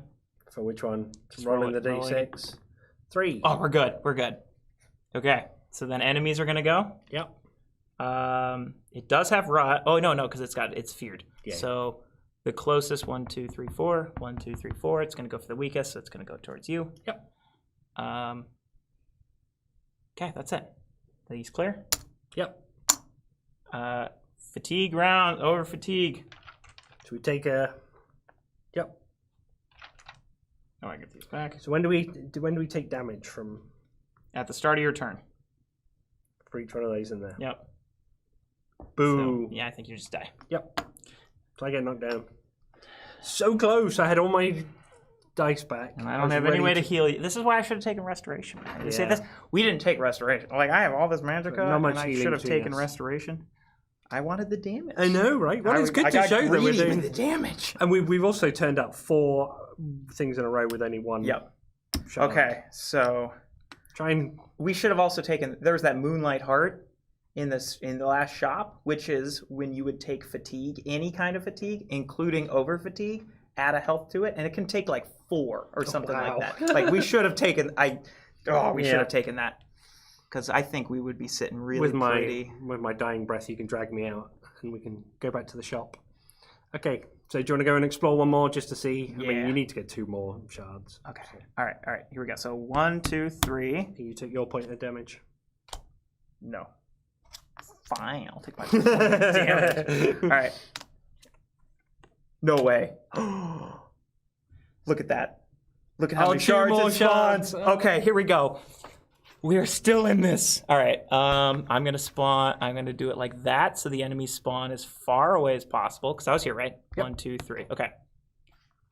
Or can I? Is that farther? Okay. So Sorry, Mr. Cameraman. when revealed, the party may choose to leave one reward hex empty and change the other to relic. How would you like it?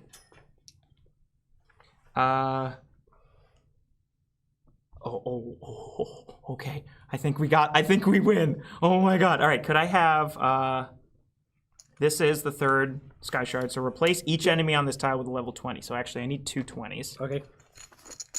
Roll.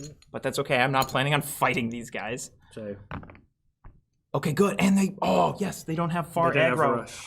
Yeah. And the big thing I was worried about was like if they were range and they had like 6 or 7 aggro range, like Gotcha. harder to get away. Yep. 1, 2, 3, 4, 5, 6, 7, 8.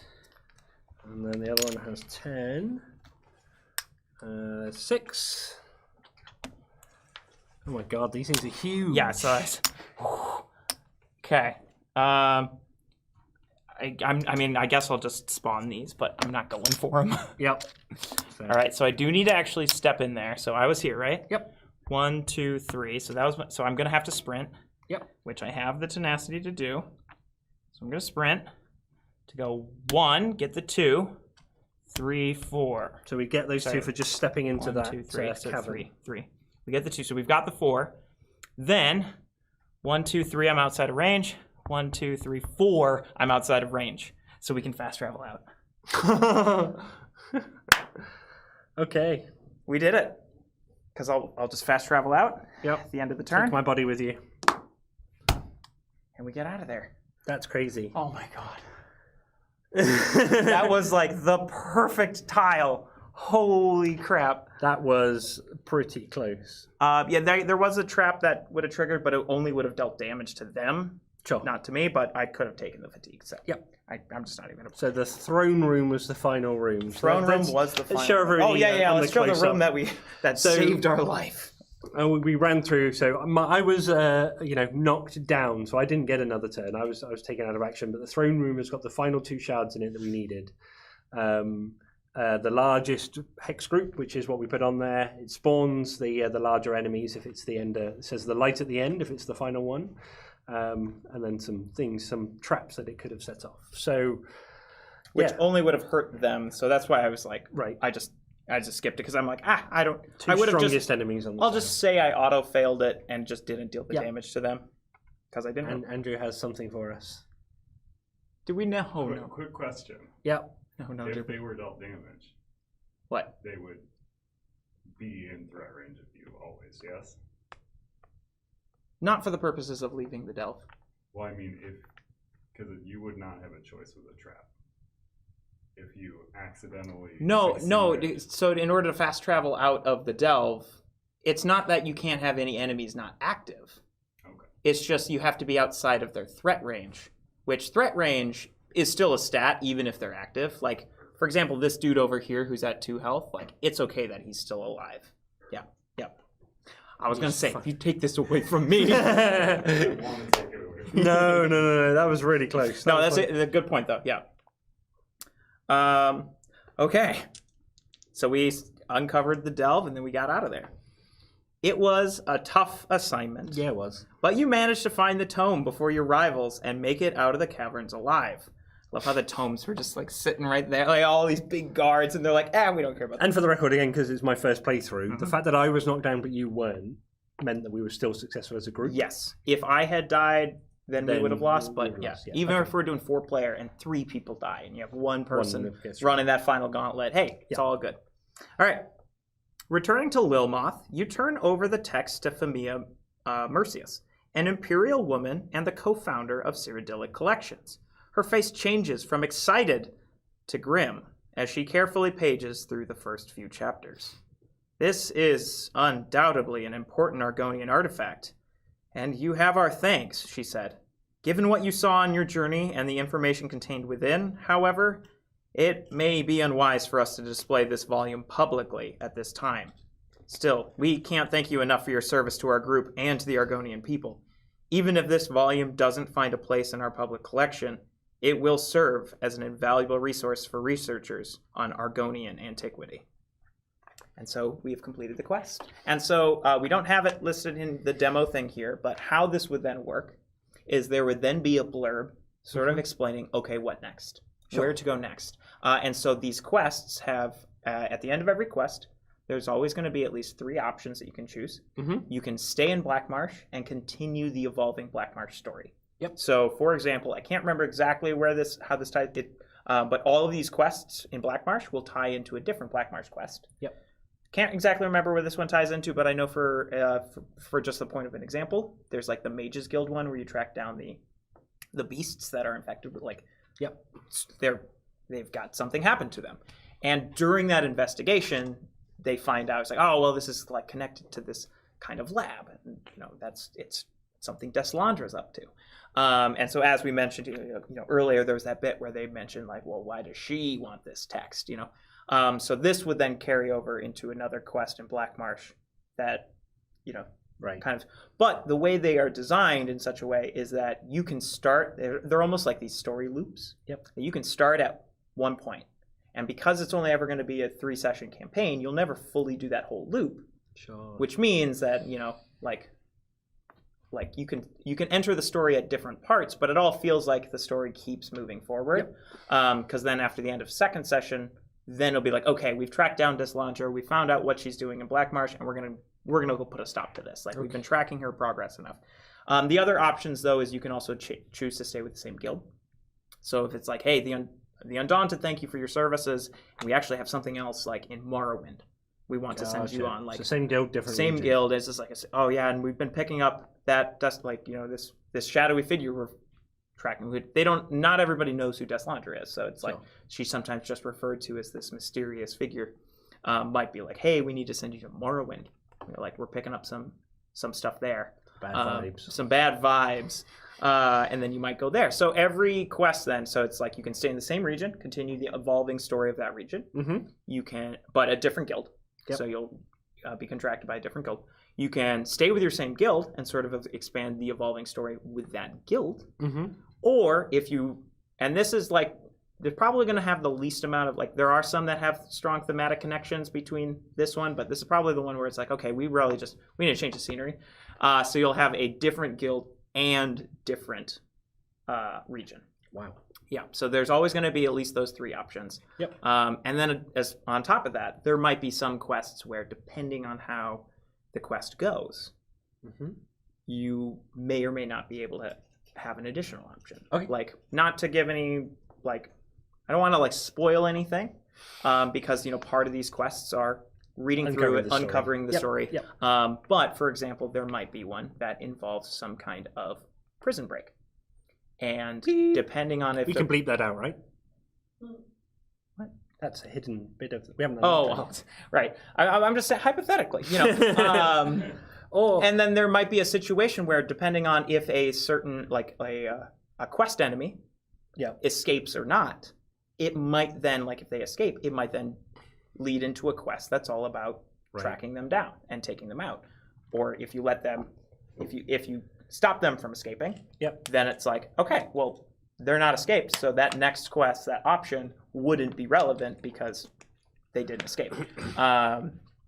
So that is sort of how these quests tie in together. And then once you've completed 2 quests, you'll sort of generate keywords. You sort of track down, you've been following Deslandra's movements and plans enough to be able to then sort of pinpoint where she's trying to do her big thing in that region. Fantastic. And that would be based on the region you last played. So even if we were to do Black Marsh and then we moved to Morrowind, for example, Morrowind would then determine our end game. Gotcha. So end games are based on the region. You do the second one in, and then they're going to be informed by the keywords you collect. But more importantly, where's the infirmary? Because I need to go there right now. You do need to go there. I was... Yeah. That was pretty good. Well, firstly, thank you very much for running me through that. Of course. That was it was pretty brutal trying to manage. There were points on the character building where it's like, do I spend more time? The cooldown is way more important than you think it is when you first play through. So I think balancing where you're spending those and saving up to get the 4 and the 5 and the 6 point ones is going to be crucial. But the tension on pulling those ones, it's like, where are the other shards? And then I just assumed we'd lost. At the end, it's like, I let us down. And then pulling that last one was great. Well, what's even crazier is there's a card in here I know that spawns that room as well. In fact, actually, I just want to double check, make sure it wasn't this one, and I just misread it. Yes. Yeah. But there's one where it's like, if the suspicious pond is in play, that a bunch of enemies spawn in the suspicious pond, which was this one. Sure. And so if I was then like, and then I would be all of a sudden I have all of these units here, and I'm like, oh no. But so I definitely did not feel undefeatable. Obviously, I got defeated. But so one of the things that I was wary of was like, is this going to be too easy to go through this? Well, the first delve we had to get out of there pretty quickly because we'd already taken so much fatigue, and we started on the back foot with a stun. Whereas this one, we actually had to keep fighting. And I got knocked down because of the round that we got to, and then you took one more round to get through. And so there is a definite kind of we are at our limit of what we can achieve with this mission with our characters as they're built right now. So that felt good to push the limits on that. And like also too, like where items are super important. Yeah. Like for example, I mentioned that Moonlight Heart. Right. Yeah. Me not deciding not to take it, I was too blinded by like the double synergy of these relics that I'm like, Players are yes. always going to go for killy characters and Yeah. getting killy items first until you understand it's like, oh my god, there is a real threat here. And finding Yeah. what that limit is like, yeah, I'm not going to take all these killy things next time. But no, that extra, getting the extra medallion turn to get through the bigger character to give you a chance at the final my gosh, that room medallion was saved perfect. us. So there we go. No, awesome. Yep. I'm looking forward to the next session. Sweet. So do you want to sign us off and then we'll let them wrap it up? I think so. I guess I'll just ask real quick if there are nope. Okay. Then yeah, we are good to sign off. Thank you so much for checking it out, whether you watched it live or from the future. But yeah. Yeah, thank you for I'm supporting the excited. campaign. Thank you Yeah, for supporting thank you. us. Yeah, I'm excited. We've been completely in the dark since we literally. No, there's huge lights here. What are you talking about? Well, if you look past the lights, then it's completely dark. It is. So I'm excited to hop back to the campaign, see how everything's doing. Been a good 3-hour session or whatever it is with the full explain. With the team. Yeah, so I think what it says on the box is about 2.5 hours, or what we say. It says 2 hours plus 30 minutes per player. So a 2-player, 3 hours is. So a full teach, explanation, stopping to talk about all sorts of stuff, and we've gone over that by a good 30 minutes or so. So that is absolutely in the realm of where it should be and how it should feel. So hopefully that gives everybody at home a great feel for where we are with the game right now. Please keep in mind, things will change, terminology will change, some of the symbols will change. So, as Salem was mentioning earlier, don't refer back to this as a how to play in 18 months' time when this is released. Please, we will have updated videos at that point. But this is a really good way of seeing pretty much everything that's involved in first session playthroughs, and I'm sure we'll do another one in the next couple of weeks. Yeah. And same with too, like as far as as we get further along into like public playtest and like that, I know that's a thing that I've seen a number of questions. Not so much today, but just over the last few weeks, people asking about public playtesting. We have not started that yet. We did the initial like interest thing back in December, but we were not able to get started due to a number of factors. But so that hasn't started yet. So to anybody who was worried about like, oh, I signed up but haven't heard anything, was I not selected yet, or things like that, coming up. Has not happened yet. But yeah, that is really like once we get into that, that's where we'll be like working out all of the specific fine tuning of balance and making sure everything can feel good at all of the different player counts. Like we've done a fair amount of internal playtesting, but just due to how big this game is, going to get a lot of value from that widespread sort of public playtesting. Awesome. So thank you again, and thank you for home for watching, and we'll talk to you again very soon.